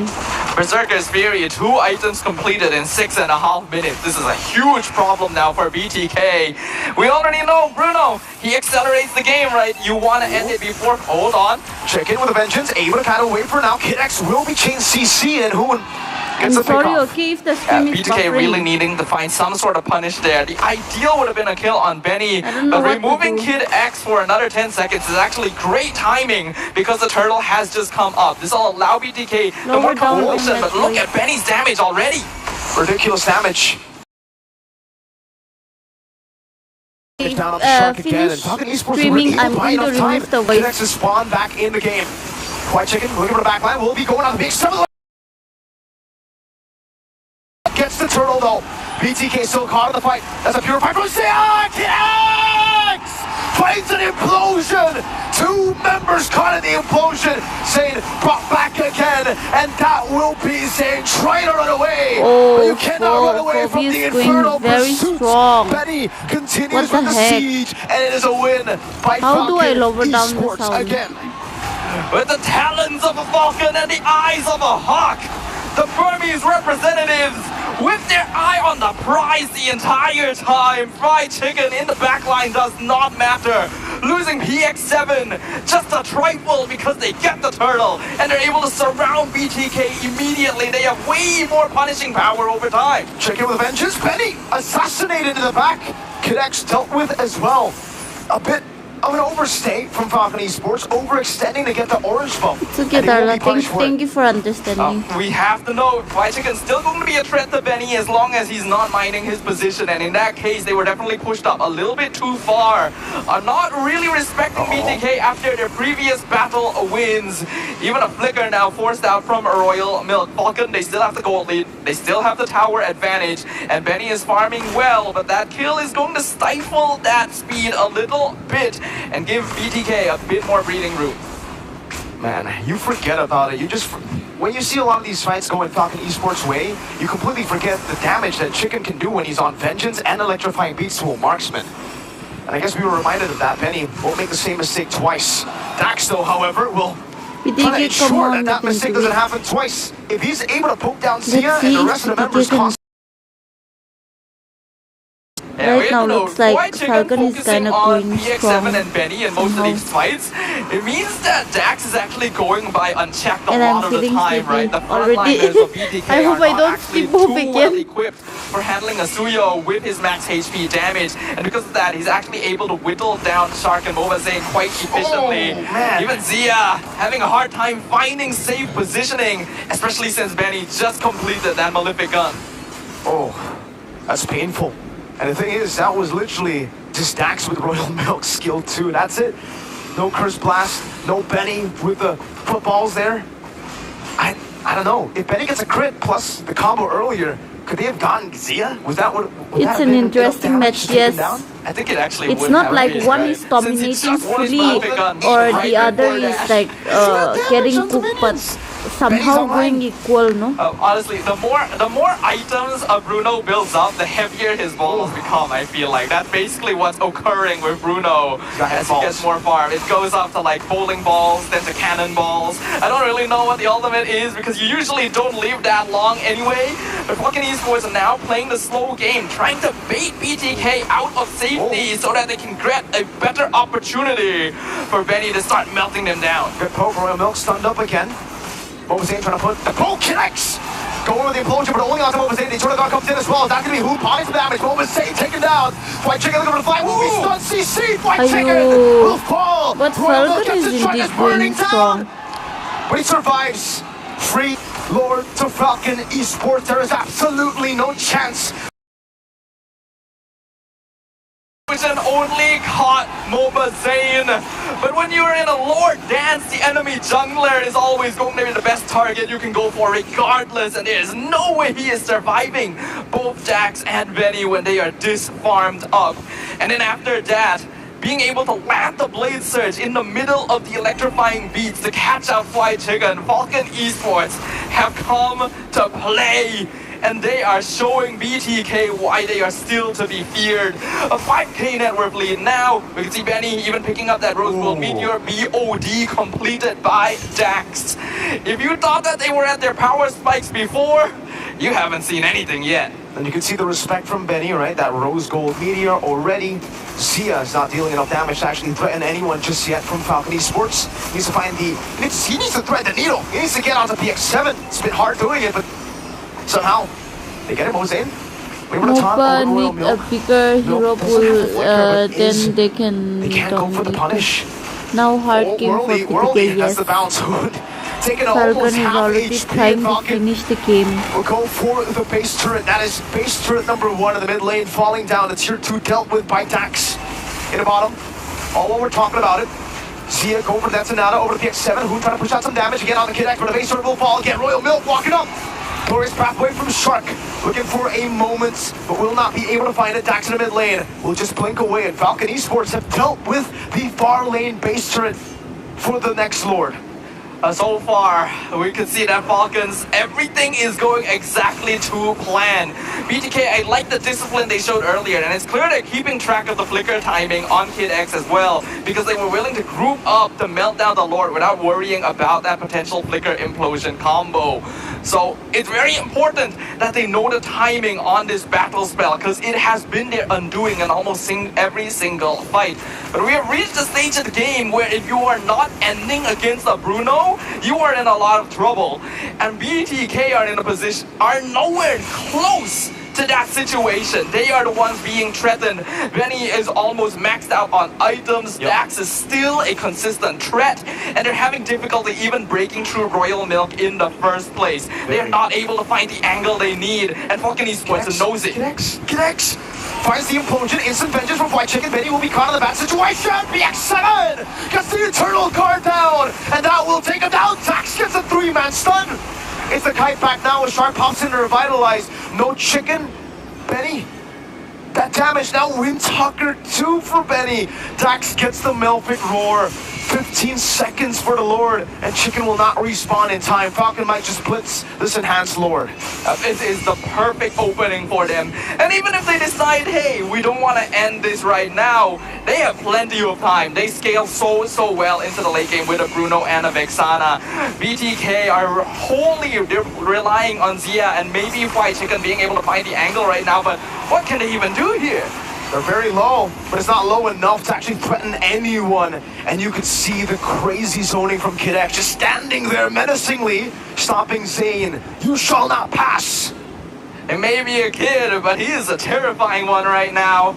As BTK, there is no way for them to break through. The only ideal situation is somehow Shark slows them down when they overcommit, and then White Chicken goes in and melts their backline. There is no other way to disrupt Falcon Esports. Their lineup is honest, it's simple, but it works, and they have the right options, and they're gonna try and end this right now. Look at the bottom lane base turret. Kid X still with immortality already. Mobazane looking for a bit of damage, looking to go for the top. White Chicken will go in with a vengeance and the electrifying beast onto the minion waves and onto the Lord. Kid X getting the implosion down! Gets it! A big implosion, not enough to take anyone down though. No one was there to follow it up. Shark looking for the play, trying to bait out the minion waves. Zia still kiting. There was one ball over Benny, looking for the crit over the Shark. One last one! He finds it, that's a double. Now Chicken caught him into it all. The shove from Kid X will bring him back. Dax is unstoppable. Falcon fly high. Benny gets a triple on the Bruno, and then recall on the bloodthirsty King's corpses as they qualify to the knockout stages. They may be Falcons, but they are embodying the spirit of vultures as they circle their prey from above, just waiting for that final stroke to come. Falcon Esports denies BTK and claims yet another spot, moving on into the top 8, the knockout stages of M6. Falcon Esports with a reverse sweep again. 2 matches, 2 reverse sweeps. Let's go ahead and throw it back to the panel. I'm sure they'll have a lot to tell us because this was a great one. Myanmar can now confidently say they are a top 8 team as they make it to the knockouts, taking BTK in 3. Congratulations to Falcon Esports. What a game! And now they have made the best strategy of BTK bleed back to back with their own comfort. Turns out Vexana was the answer all along. We had the question and they had to take it through the ringer. Game 1, not just the Vixana, even the Phobius. And I think BTK were onto something. Taking away the Tigreal from Kid X was important to making this Game 3 victory happen. But that aside, Benny's Bruno still a known quantity. It is a known quantity, but it just goes to show. Game 1, they may have underestimated. Let them snowball it. Don't worry. I'm pretty sure their coach told them, calm down, stay focused, minimize those mistakes. We got this. In Burmese. In Burmese. Well, if it's Coach Darcy, also in English, probably. That's right. Maybe a bit of Filipino. But yeah, Falcon Esports definitely looked like they learned a lot from their game number 1 experience, respecting the movements of BTK. They even led the Joy through, and I gotta say, it felt like in this game number 3, they were more ready for the Joy. It seems like the shock value the Joy brought in game number 1 was one of the biggest reasons why BTK won in that first game. Oh yeah, and again, to build on one of Gideon's points is the shock value added onto the layers of Falcon Esports playing a little sloppy. That was the game 1 story, but after that, game 2, game 3, they tidied up and they got to this position wherein the knockout stage slot was all but theirs. Yeah, just equalize those side lanes. That's all they have to do. We come out of the laning phase healthy, clean, and at the same level, you'll be fine after that. It really looks like Falcon Esports have solved one of the things that other teams failed to solve against BTK. Focus on the mid. Shark, Hoon, if you could get a winning matchup over them, it seems like things go well for your team. Congratulations to Falcon Esports, but we are still gonna hear from them on stage with Rose. Let's go. In pursuit to be greater than ever, Falcon Esports advances to the knockout stage. I am here with Royal Milk. First of all, congratulations. Thank you. How are you feeling? Are you nervous? I'm a little excited. Excited? Yes, it was an amazing 2-1 series. Look at the crowd. Okay, now I'm gonna be honest. Falcon just made MOBA Zane's Fredrin lose. Now that's something very difficult because even Fnatic Onyx Philippines couldn't do it. How did you guys do it? But well,ကျွန်တော်ကပေးပြီးတော့ရှင်းနေတာ။အောင်းနေလို့ကြားတယ်။ But well ကျွန်တော်ကပေးပြီးရှင်းနေတာ။အောင်းနေလို့ကြားတယ်။ So we wanted to avenge BTK because we heard that they are so good. I see. So, are you satisfied after winning against them? Yeah, I'm satisfied. You feel satisfied. You feel happy. Yeah. Okay. Now, previously we talked to Dax, and Dax said that Falcon Esports' goal for M6 is to surpass whatever standards Burmese Goals has done in M2. Royal Milk, what's your personal goal for M6? Champion? I don't know. Share with us. Yes, champion. Champion. That's your personal goal. We can see that the crowd really, really loves it. Okay, now Royal Milk, maybe you can give us a little bit of an insight. I heard that the reason why your IGN is Royal Milk is because you like milk. Yeah, I am it. Why do you like milk so much? No, I open refrigerator and I see meat, and then I name my name as Mick. I see. Then why Royal? And I upgrade my name as Ryan and Mick, Ryan Mick. I see. As a kid, does it like remind you of you as a kid? You like to drink milk as a kid? Yeah. So that's also the reason why? Yeah. Okay, I like it a bit nostalgic. He opened the fridge, he saw a bottle of milk. He's like, you know what? I'm gonna name myself Milk. I like that. Yeah. Okay, Royal Milk, one last question. After an amazing series, we can hear that the arena here in Malaysia, so many Burmese people came to watch and support you guys. What do you want to say to them? Look at them. ကျေးဇူးအများကြီးတင်ပါတယ်လို့လာအားပေးတဲ့ပရိသတ်တွေအကုန်လုံးကြည့်နေတဲ့ online ဝါနဲ့အားပေးတဲ့ပရိသတ်တွေကိုလည်းအများကြီးကျေးဇူးတင်ပါတယ်လို့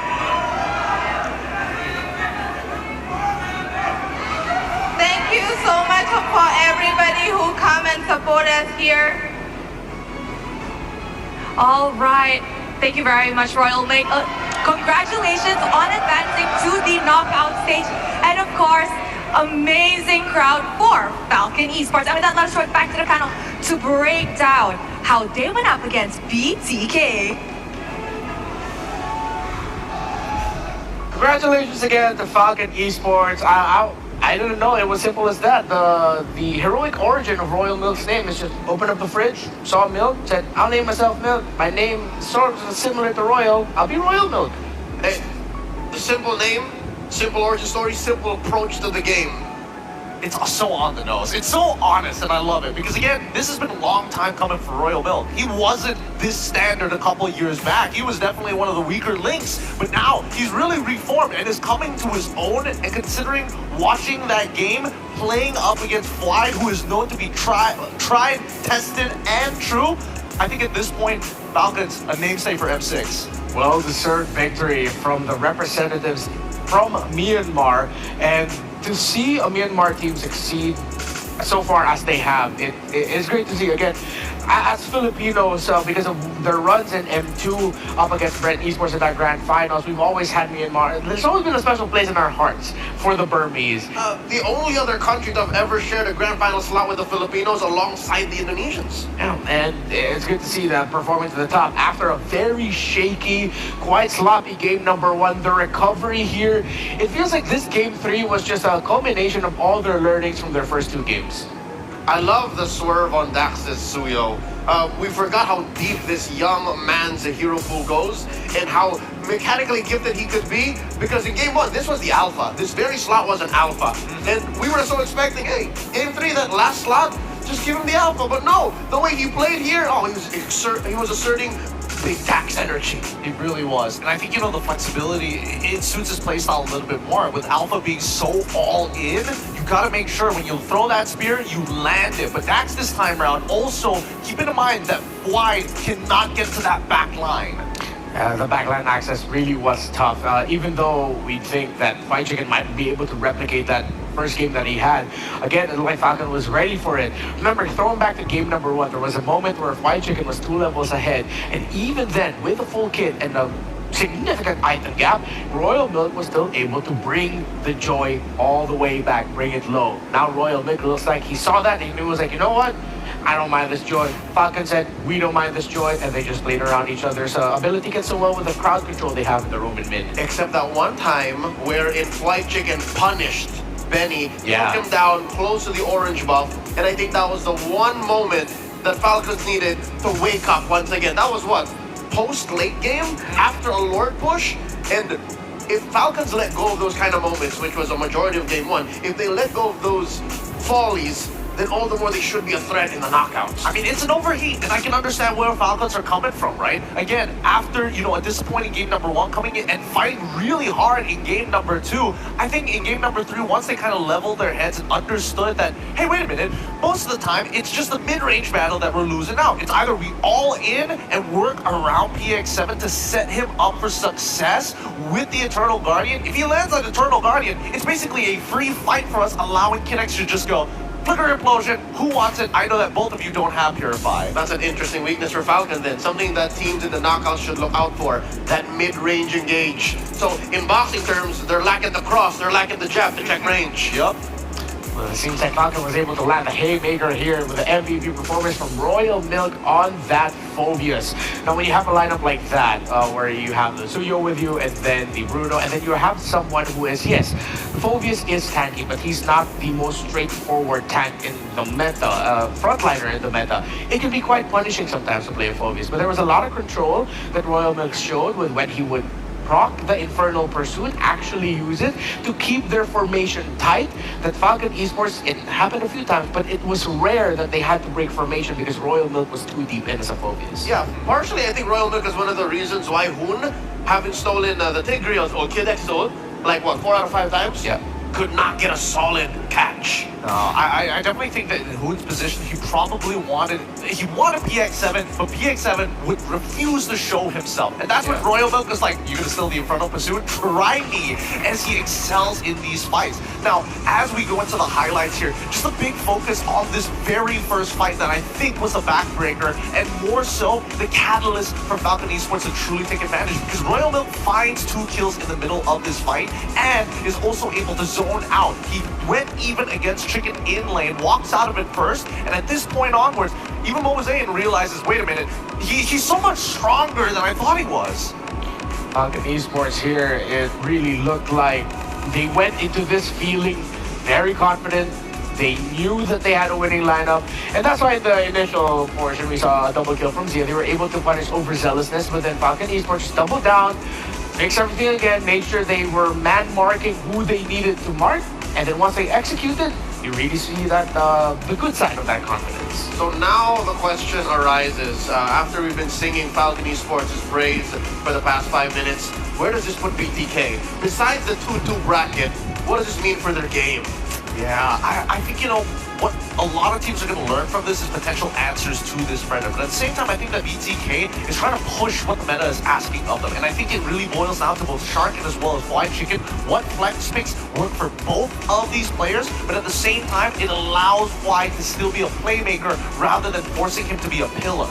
Yeah, and we also got to see here how the Falcon Esports approach this time around was, again, to double down on Hoon. They respected that low E. They still respect the Matilda that could potentially come up from Shark, and even the Eve as well. So with those two gone, it seems like the mages that are forced to come in a little bit closer into the team fighting and don't have that instant, early mid-game power spike, seems like that's where BTK looks uncomfortable. Attack the mid trio. That seems to be BTK's beating heart. And if that's compromised, it doesn't matter what Zia or Flight Chicken are doing, despite them being solid cores. Again, it's proven now that you can play a core in the XP. Well, I'm not 100% going to lean into the idea, mainly because as EXP, a single death, it's just too volatile, right? So many things will fall out of place if you do end up dying once, which Royal Milk has both shown in game number 1, what it looks like when it doesn't go well, and in game number 3, where it's like, we go even, it's totally fine. It's such a big difference. Polar opposites, extreme polar opposites. And this is the proud moment that the Falcon Esports fans and the Burmese fans all over the world have been waiting for, to see their team solidify themselves as one of the top 8 teams in the world in Mobile Legends Bang Bang Esports as they join RRQ Hoshi, Fnatic Onyx Philippines, and NIP Flash. That is a great achievement for Falcon Esports, a team often overlooked. Benny puts it up on the board, and despite what's been happening in Swiss, despite the upsets, the roller coaster ride of best of ones, and unexpected situations for teams in the 1-2 bracket, it's still the Southeast Asian teams in the knockouts confirmed. Despite the rise of teams outside of the Southeast Asian region, the first 4 are teams hailing from Southeast Asia. But now, coming up next, a hell of a story, another one, as we will see, well, another Southeast Asian team potentially make a running into the top 8 against the Dragons of the North. Team Spirit has solidified themselves as one of the most, feared competitors here in the M6 stages so far. How well will they fare in this best of 3 against CFU Gaming, another team often overlooked, but heading into M6 has been hyped as one of the fiercest competitors. Real quick, let's look at it. You know what? Let's just go ahead and throw it up in the air. What are you looking forward to the most for this series?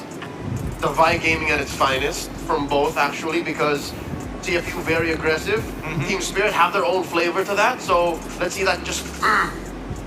I do want to see that brawl, and I think a lot of it is going to be with the spearheads of both. I mean, the spearhead of Obi coming in from CFU and the big shield in Sawo. I want to see how TS is going to approach it, because somehow CFU, they know how to get under your skin, and they know how to instigate more fights that honestly should be happening in a very controlled environment.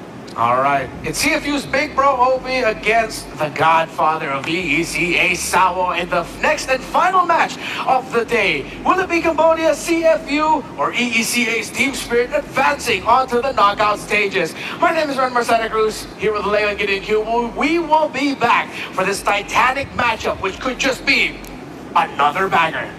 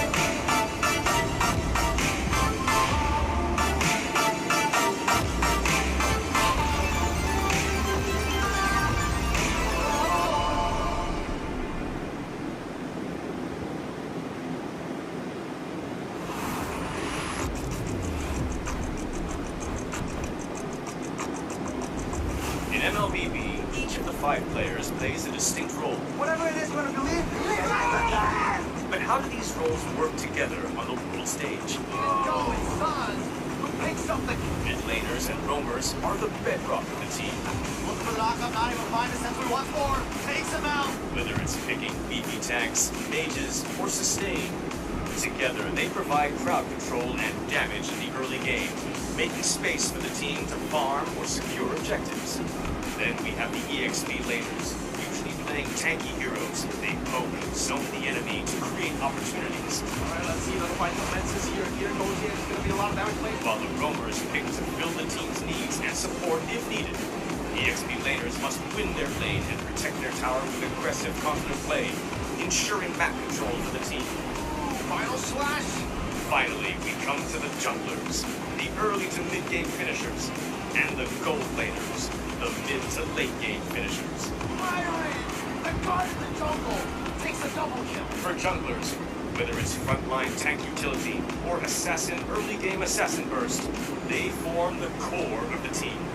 They act on the space created by their team to finish off objectives, utilizing power spikes with the early game advantage they get from farming the jungle. Should be a retreat from the Burmese gold, and they get sent down into the ground. Gold laners focus on farming for gold to become late game monsters. 1v3. They are savvy observers, staying out of trouble and positioning well to deal the most damage with their fragile heroes. Do you agree? How would you describe the roles that make MLBB greater than ever?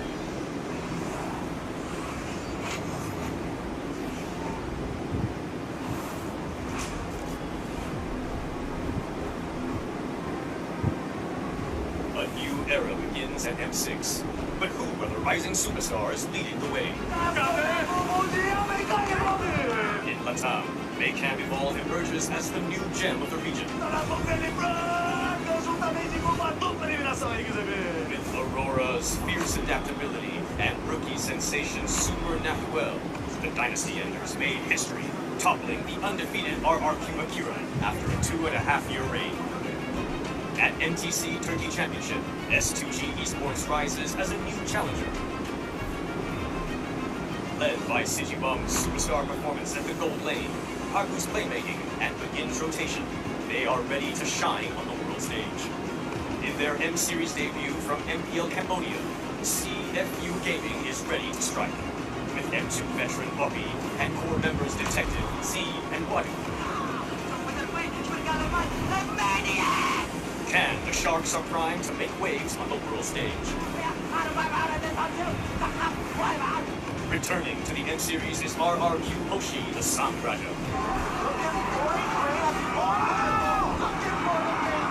Reinforced by Sutsujin's lethal skill, and led by Skylar, this squad of young stars is on a mission for global dominance. The Indonesian cavalry made a bold gamble by swapping their lineup with MDL rookies. Uncovering gems like Fabian, the deadly jungler, a calculated roamer in Wii the Wise, and King Aaron Shiki, the next level gold laner. Team Liquid ID rises as a new M-Series challenger. MPL PH Season 14 saw the debut of Aurora Gaming, with rising gold laner Dome and MSC 2022 champion Demon Kite.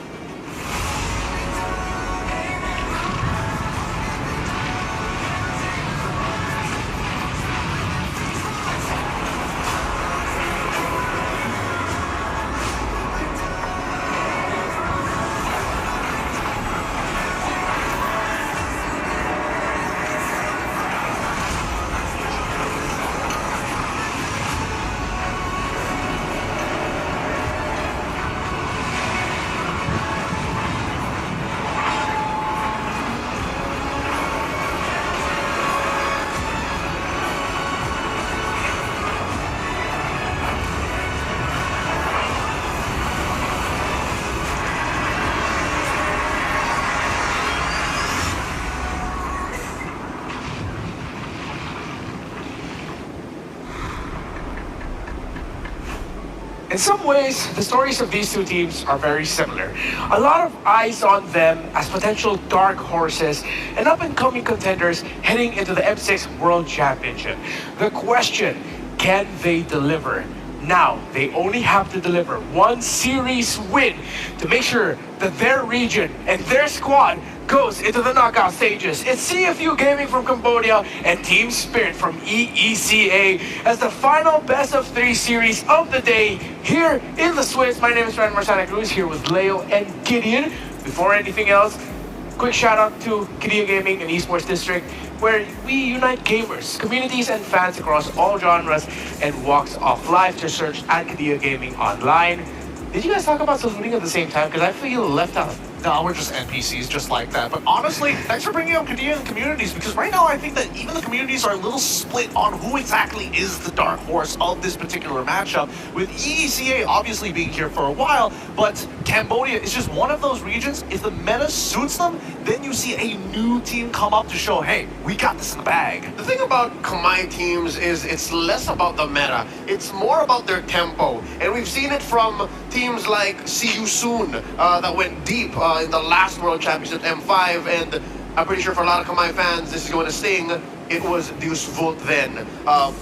Huge part of that team was also now here, part of Team Spirit, so that's some bad blood between these two going in this best of 3. Thank you for reminding me about that again. If you remember those scenes, those emotional scenes from the M5 World Championship when See You Soon fell to Deus Vult. A little bit of regional revenge upcoming here, potentially. So from November 18 to December 29, you can participate in a little bit of revenge for yourself, I guess. If you've missed out on M5's goodies, MSC goodies, it's your time to join the draw for a chance to win Claw's new Epic Skin Challengers Flare and Matrix's new M4 Epic Painted Skin Lightseeker. Don't miss the rare opportunity to get Matrix's M4 exclusive and M4 Prime skins returning for a limited time. You know, I'm very grateful that we have the old M-Series skins coming back. What? Why? I mean, like, you know, I missed out on the Roger before, I missed out on the Glip before, so I'm happy that I got to get it. Like, they're leveled up versions. I wonder if we'd ever actually get, like, a quick return for these things. No, they have to stay limited edition, right? They lose so much value if they do. I mean, honestly, with the way things have been playing out, I can only imagine that these figurines, they're gonna increase price. They're gonna be like Rolexes soon. Yeah, all right. You see, they're the very active member of the Team Spirit community there, and that is the matchup that we have up next: CFU Gaming versus Team Spirit. Again, thank you very much for all of your involvement in making sure that we improve our tournament scenes every single year, every single tournament. So please scan the QR code. Let your voice be heard.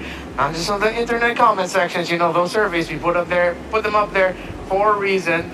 And we got Leo already scanning with, whoa, that was fast. That loaded that fast. Yep, they upgraded the camera on the ROG phone. Starting with the ROG Phone 8 series, ROG Phone 9 carries a better lens on it too, so. Ooh, all right, I like that. I'm gonna give some feedback on our own broadcast. Wait, no, I can actually just message Prod, but never mind. Well, now, Team Spirit and CFU Gaming, I went into this, I was thinking about it, it's like, I'm trying to find reasons to be extra hype about it. I'm not that I'm not hype. It's just like, outside of what you mentioned between not bad blood, but like the little Cambodia revenge against EECA, I'm trying to look at the major players of this and how they potentially link up. You know what? That's the interesting thing about Team Spirit versus CFU Gaming is no matter how you wrestle with the thought, the concept in your head, even when we bring out our major topic, it's a battle between regions, right?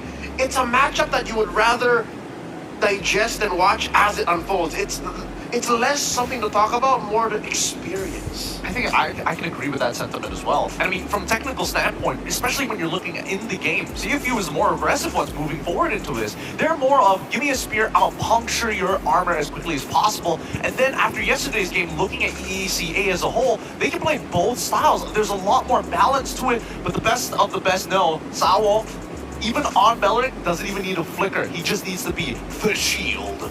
Yeah, I appreciate that. Any Beleric that comes into an international tournament packing Revitalize, good Bellerican map book. And it's not just because that's what I spam when I'm playing in the Indonesian server, but, you know, I just really like the pick. You menace. What? Just the worst. Why? And I can't believe we've gone minutes without talking about the potential matchup in gold. How are we not talking about Zing? How are we not talking about his marquee Nathan? How are we not talking about Hiko Mania? And let's talk about it. On a Beatrix is currently unbeaten. Well, the 2 matches he's used it in. Things of Beauty. If y'all want to get on the Hiko bandwagon, the line starts here. Yeah, I gotta get onto it because Hiko is looking real good, and I think he's been playing, you know, a very, very strong game throughout, being one of the more consistent players on the side of Team Spirit at this point of time. But even making that comparison to Zing, I feel like CFU can come from many different angles. There needs to be a very steady approach for Team Spirit. Now, I think we have something prepared for you so that we can understand the story of this a little bit more. We've mentioned a few names. Let's look at the overall picture, the big picture between these two.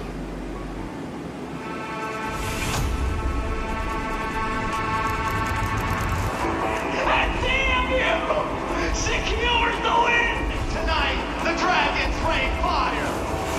A quick game for Team Spirit. Fear of Alpha, it's not a one-shot, but shot to 1 damage, the enemy battle we all wanted, and once someone's trying to finish it. Since MSC changed in our team basically really one shot on jungle, if something not work, he not start cry, he don't give up, he just like keep trying to do something, and he just trying to find some solutions, some moments where he can win the game. Team Spirit, take them all out in good fashion.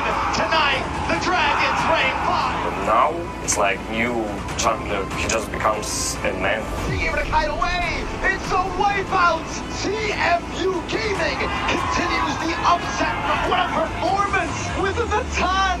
My past experiences with Cambodian teams were not great. They were always beating us. Falling down, Wadu gets 2. That gets the kill, but Singh goes on a killing spree. Belakangan ni gitu orang. Mungkin CFU Gaming akan jadi underdog dalam masa yang sama. A-team yang akan surprising semua orang. It's not like so much in the game, it's outside, I guess. Obi really brings out the comfort in our team. Inside the game, he's like enabler. We can rely on Otto to open the team fight and play. The Dark Knight's a kick coming in from OP. He really សាពួកយើងចង់ទៅឡជាងហ្នឹងដើម្បីយកពី slot ទៅប្រទេសកម្ពុជាយើង I hope also to focus in the future, going to be able to showcase. For MSEC, right, Cambodia was looked down, and now we are here to put Cambodia on the world and prove them wrong. Sorry if it will be easy, so we just will, you know, it's not about some friendly, some cute, it's just we will fight, and we will do everything for win.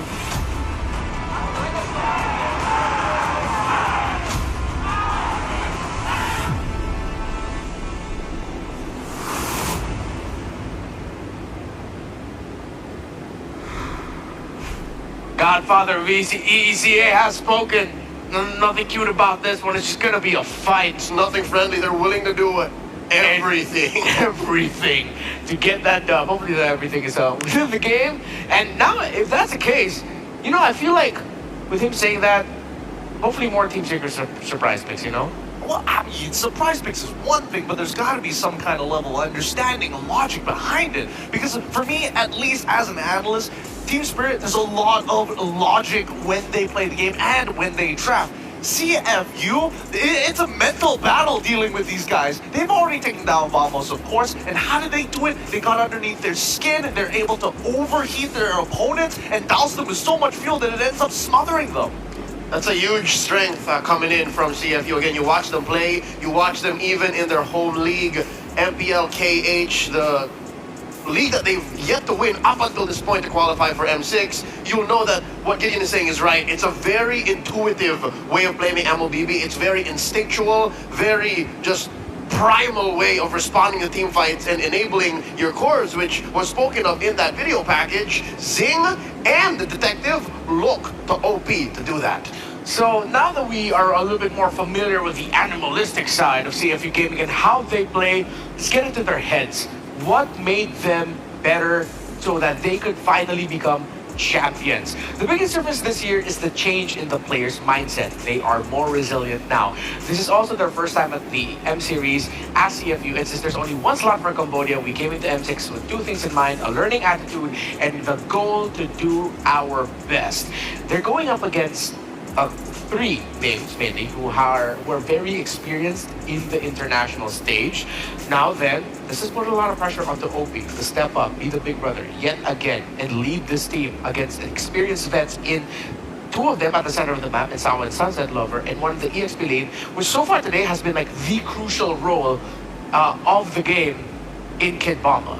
I mean, yes, it is an extremely crucial role, but I think, coming into this, the mentality is so very important. It's so easy to overheat in these tight matches, especially one which allows you to make it basically top 8, almost guaranteed when you qualify for the knockouts. On the opposite end, I think that at least for the EECA, they've been in these types of positions before. They've made it out of groups multiple times after multiple M series, and I think Sawa, as the godfather, the grandfather here, as some may call him, at the very least, can tell the rest of his team, hey, this is not the first time we've been here before.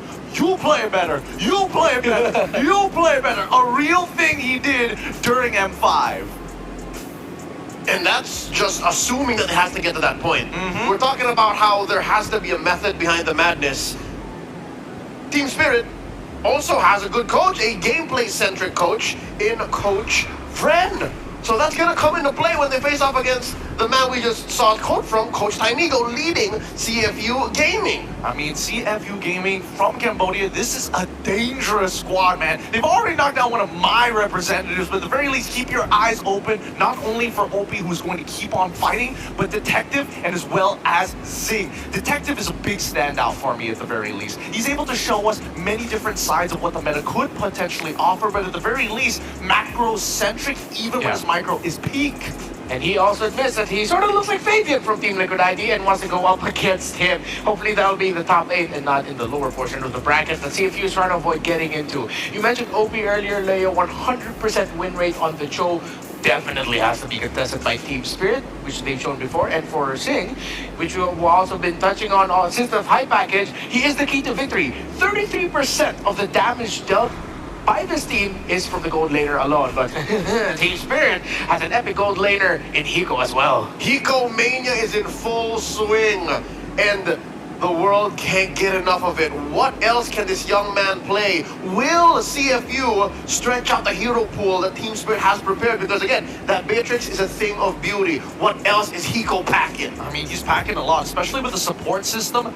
I would say one of the best duos in the world, Sawo and Sunset Lover. 8 of the men. And these men have grown so much. I mean, Sawo, of course, looks exactly the same, even from M1, but even so, Sunset Lover has been an absolute rock for the team. When Sawo is able to defend, Sunset Lover is able to open the doors for people like One Shot, Kid Bomba, and of course Hiko to blow through their way to the very end. Very few teams actually can walk the walk and talk the talk like this trio from Team Spirit. They're veterans, Sawo, Sunset Lover, and Kid Bomba. And usually, the aura of these three are enough for you to get blinded by their jungler. What just happened last time when they beat TLID, right? One Shot went ham with that Fanny.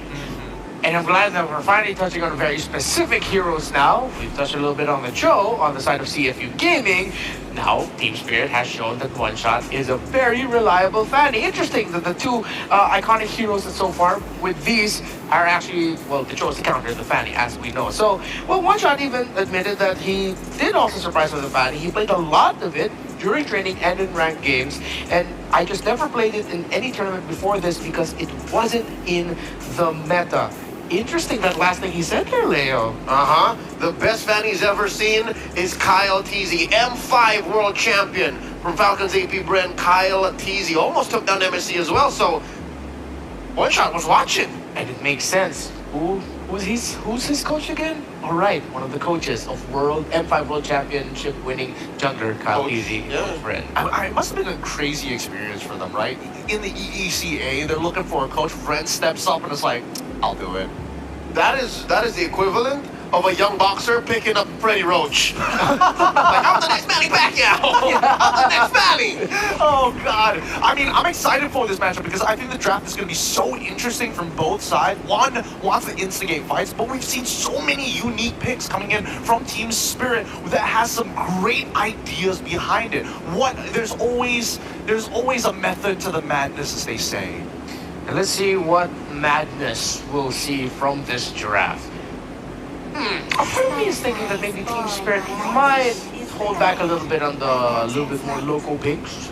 Yeah. But now I feel like CFU might actually bring in one maybe in the midder XP as something unique that we haven't seen or don't usually see. Watch out, the Hylos and the Cho is still open.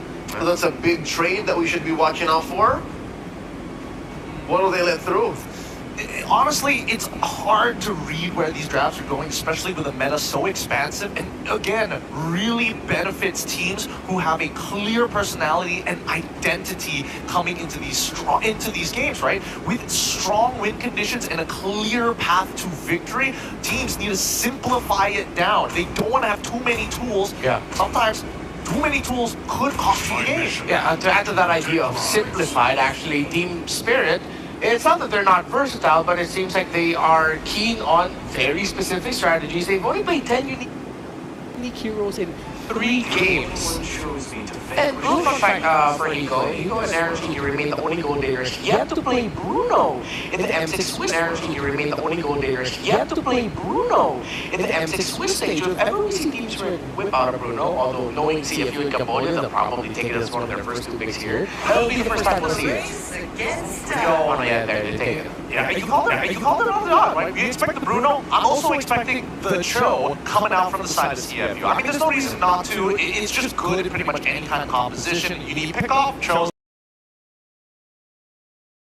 Detective refused to tell me if that was OP's favorite hero. Oh, he didn't want to say it? No, he's just like, is that one of his favorite heroes? I asked him face to face, like, can't say. Oh, little mind games. So let's just assume it's yes, right? Yeah. If they pick it here. I mean, 6 more seconds to make sure that they make this decision here and now, unless they want to provide another answer in high loss. Whoa! That's not normal. That is not even a prio, but I do know that the detective has this as a pocket pick, but not to pick it so early. Not in the first phase, not in red 1 and 2. Okay, this just means that CFU is down to brawl. They are down to get their hands in the mud against Team Spirit. Because again, the Julian into the Suyo matchup is extremely unique, right? Julian is capable of fighting pretty much every 8 seconds, every 7 seconds, just to make sure once you hit level 3, we gotta brawl, we gotta skirmish. If we don't get that lead early and I don't get that level lead, Suyo is eventually going to do more. Alright, draft currently still continuing. Maybe that is a surprise pick. I mean, we talked about surprise picks, either mid in the EXP, but it looks like that's going to be a Julian in the jungle. See how it's going to be moving forward. Team Spirit has already now picked the Matrix and the Glue, interestingly enough. All right, Hiko Mania seems to be in full swing. Looking to go 100% in the 3rd outing with Hiko. Folks, we need to confirm what exactly happened with that Julian pick. We will get information down the line. We'll see whether or not this Julian pick was actually meant to be or not to be at this point. How they're going to manage it is going to be a completely separate question. It's an unexpected debut suddenly. It really is. Unless they were trying to hold it for like a little bit later down the line, or just something is like, by the way, this is what we want to do. I don't want to read into it too much for all we know. All intents and purposes, it could be a full reset. Right now we see our hard-working marshals at it right now, discussing with the players from both sides, both active talking to the side of Team Spirit and for CFU Gaming as well. And we're going to be seeing if this draft will continue as it is, as picks are coming up. That's an Amon on the side of CFU Gaming, and as this draft is going on, it really seems like we might see the draft reset in her hands, folks. So thank you for your patience, but of course thank you as well to our marshals for showing up and helping us out here. Fast responders, our very first responders, our first line of defense for anything that happens on this stage here at M6 and IOI Sinterball. But I gotta think about this for a moment, right?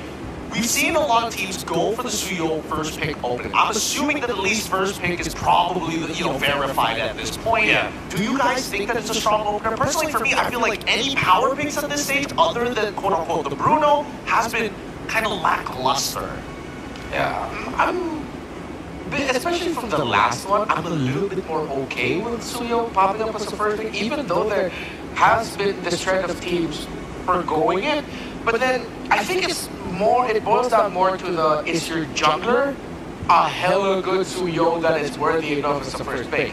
If the answer is yes, then it's a great first pick. Suyo actually shows up more often in a prio pick on red, almost twice as much. On record, it's 8 times in blue, 16 times in red, because it's more easy to make up for that sudden commitment to the jungle when you have another power pick to go for. But yeah, I understand where Gideon's coming from. Blue Yo isn't as strong as it should be, or as it used to be when Suyo was new, but with the way One Shot was playing on that Fanny, and how maybe Team Spirit wants to be more flexible being on blue, I understand. I think why not, right? I feel like blue side, especially with the first picks, usually I'm very much for, hey, your openers are extremely important in this draft, and especially when it comes down to the first 3 bans, because it gives you a direction that you want to eventually lead into. But now it's starting to feel like a honey trap that people keep sticking their hands into and can't pull it back out. So far, sure, succeed, right? Like, I mean, just looking back at like the F-Knob one, that succeeded. Falcon, that succeeded as well. I'll tell you what, compare it to the high loss overall. Because I feel like at least with the high loss, it is a rock, it is solid, and most of the time, if you want to double back on what your comp wants to do, high loss is okay with it in comparison to Suyo. Yeah. I feel like some of the questions right now popping up from the coaches to their players are, alright, any of you in P-Rome, you guys feel like playing high loss today? Can we play something else? Can we just get the studio out first? Like, I don't want to just stand around, bring down the carpet, and use Revitalize. And that's when the highlights didn't even get banned. But in this case, again, assuming that everything was fine and dandy up until that Julian pick, see if you did ban the highlights. So what would have been open left was Agatot, which you're not going to rush Agatot. Exactly. So Blue Yo makes more sense than, first pick Agatot. Alright, I can get behind that. I can kind of get behind that. Cho was also open as well. First pick Cho, but again, knowing Sao, knowing the Godfather, you'd rather play the second phase. But I think for Team Spirit, correct me if I'm wrong, isn't their Cho more of a kit bomb, but EXP lane pick actually? Usually. They can flex, they can flex. Oh, they can flex it. It's also something Sao can. No, I wouldn't put it past Sao, to be honest. I feel like Team Spirit is more reactive in the way that they kind of draft overall until they've got like a very clear win condition. Like, we've seen them first pick Ranger before, right? And clearly they had an idea of what they wanted to do from that point onwards. Alright, a little fun fact coming up on your screen right now. I think it's going to be that guessing game that we do sometimes. Alright, who is the most bad hero in the history of that series? I'm just going to say it's Cho. It's probably Cho, right? Because he's been ran over for all M series. We're approaching maybe Matilda or Eve. Because as far back as an M2, I remember Matilda being on the chopping block already. I'm trying to see a commonality, right? How far do we really want to go back? I think that there is an argument. There is an argument for even some of the M1 heroes. Harith, for an example, has been throughout M history, been around. Okay. So, okay, one hero you for Gideon. I'm gonna guess the Harith. I gotta double down on it. Leo? I'll say Matilda. I'll say Joe. We're gonna go with Joe. So who is it? Type down in the comment section before we pop it up because it's about to pop up. What's your answer? The most bad hero in the history of web series is... One? He's a relatively new hero. And she hasn't seen much bans in this World Championship. Maybe M4 and M5 may have skewed the stats, and even in M3. Was it? I'm throwing back a single point in my head. I'm like, I don't really see much one-on-one bans there. I mean, it's been a while. We saw. I was thinking like arguably even Beatrix. Nurgle was definitely happy for this one. He was already hands up, crucifix style. Let me show you what I got. Wow, that's a shocker for me. Yeah, same. Interesting, that's about 236 times? Yeah, so that's a lot of games. Yeah, it can't be just from one M series. I feel like not even two will be able to capture 200 plus bans. That means across multiple M series, at least 3. So minimum starting M3. Yeah. So she racked it up in M, started to rack it up in M3, a lot in M4, M5. Oh yeah, wait. now that I think about it, is it because of the formats that have changed throughout the years of the M series that we've got to see so many of those games? M4 did not have an elimination, so possibly. Oh, there were a lot of games then. Yeah, that's true. The M4 schedule was packed. I'm trying to look at like the most banned heroes from the M3 World Championship. One isn't even at the top here. Oh, how? Why? It's M4 onward. I mean, the meta probably wasn't that scuffed, right? If not banning, probably should have part of the mix. M4. We're talking about Betty Cutie here. That's for We're talking about the MVP of M4. Talking about the CWs, we're talking about the Chewes. That we are. We're talking about the Super Marcos of M5. M4 93 banned. See? There it is! Okay, yeah, so it's starting M4. Interesting. Where did the 100 and like 30-something picks go? Which is banned. Everyone's nickname was 1-1. That's a good point. That is a good point. Oh yeah, during his peak. Let's look at M5. She was banned 112 times in M5. It's 4 and 5 for the culprits. That's so crazy to think that the combination of 4 and 5 was enough to push her over the edge compared to like back in 3, 2, and even 1. With over half a decade of esports history, yeah. That's so single-handedly this hero. Yeah, and Nolan had 150 bans during M5 Falcon back. By the way, Nolan we don't see as much anymore.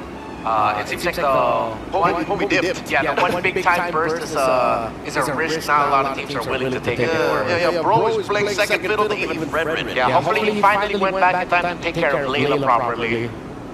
Hey, his life decision allowed for us to have a great mascot. I bet his last name is Mysterio. Horrible father. Horrible father. Absent. Another nickname go by. Look, honestly, that really bugs me so much. Are you so mad at the one getting the most bad? I legitimately am. I feel like I'm mixing up my data with even like when we're talking not only M series but even MSC alongside it. Yeah, a part of me thought, wait, so are we counting MSCs too? Yeah. How did I get to 200 plus? That's crazy. It's so crazy. No, it's honestly just M4, the insane amount of bans in M5, and even the 10 from M6. After that, she is the most banned. Yeah, she does see quite a few second phase bans here. Yeah, she does. But only, I do feel like she's not as busted as she used to be before. Yeah. I mean, you can clearly tell like some of the conditions to bring in 1-1. If it's a slow front to back, you have 2 tanky frontliners, you bring up the 1-1.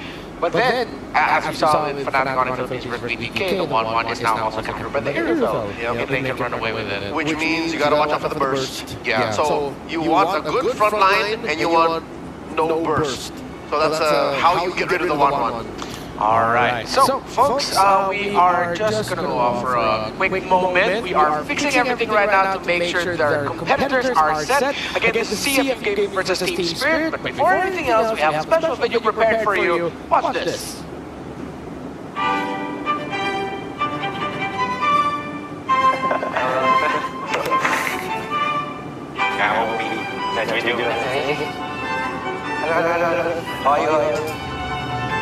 Dream Team Alliance rules. No self-voting.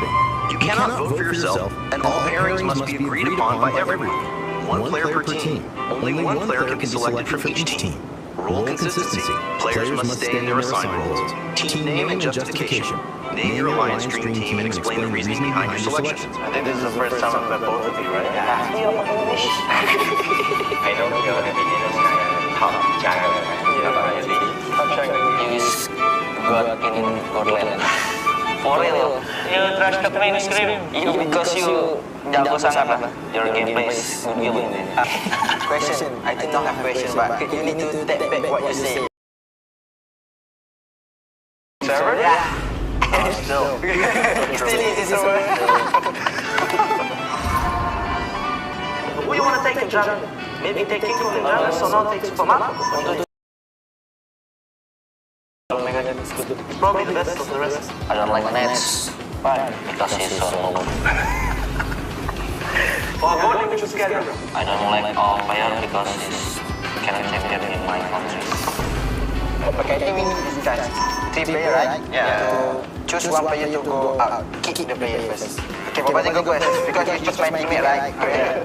I think he's the strongest here. So you on the table. I think I beg to disagree. I like Yu's more. I think Yu is more good than Ryan. I want to kick you, sir. Kick you? Yeah. I agree. I agree? Nope. How about you? I think I want to kick Zord. So our vote is kick you first. So we need to put up you. Sorry, Demokai. I don't want Zon because Zon is my teammate, right? Yeah. Because Zon for me only. It's also the thing for me. I think I'll pick Zord because he's not my teammate. How about you, Jose? So I get to choose. You're the verdict. I'll put Zord. So Zon. I will pick yeah. My save. I think yeah. It's perform all high. Yeah. Unexpected, yeah. Especially his Valentina. Yeah, Lilia Valentina. He does go back line so fast. I don't know why. Yeah, okay. Tomato Sato. He's here? Yes! What do you think? Oh, I like. Ini. Apa? Kamu ini. Yeah. Same gameplay, right? So aggressive. We're ready, bro. Ready? No need with sunset lava. No need drills. Okay, you also want sunset, yeah? Let's go. Yeah. Yes. Sunset toilet. I don't want Sanji, Haji, Lemon. I think I go for Pew. Because the brain is so good. Yeah. Right? Alright. For me, I pick Sun because I think Sun is mechanically good. Like, even before when he was a younger, I think it's very good. I didn't pick Sunset Lover because I don't want to go for his own PH. For me, though, on the table, I like View ones. He's been playing for so long, and he's always been pretty consistent. I want to kick out Sunset Lover. Which one? I think I'll go with Kiwi. I think I'll take Kiwi. I'll go to Kiwi because I just feel right. So, few Dream Team Alliance, maybe like yeah. Okay, choose here. Yeah. And the other story to game. Oh, I think definitely he is my teammate and I really trust on him. And for me, he's the best. Yeah. I think right now, best is strong. For me, I think he's better right now. I play Rome too, I also watch him play. And what he do, what my bond is so really. Yeah. Against you, so better when he plays you. This your idol, yeah? You sure? Yeah. Okay, this also your idol? Oh, this is my motivation go to play Mobile. Really? Okay, let's take him on. So who do we take out? Maybe Crown? I think Glip. No need Glip. Boots also. Boots not playing anymore. Yeah. Hey, just you playing excellent. Yeah, okay, let's. Bye-bye. Now we have here, Tyron Noni. So what do? We choose your idol or your friend? Idol or friend? Sarko, take him out? No, wait. I easy who you want. You don't like him? Okay, bye-bye, Jeff. You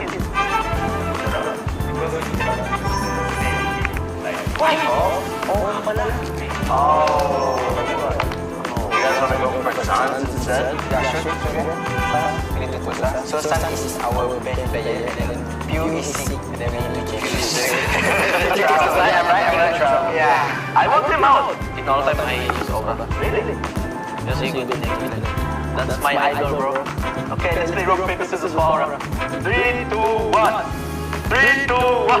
3, 2, 1. Okay, Aura for XP.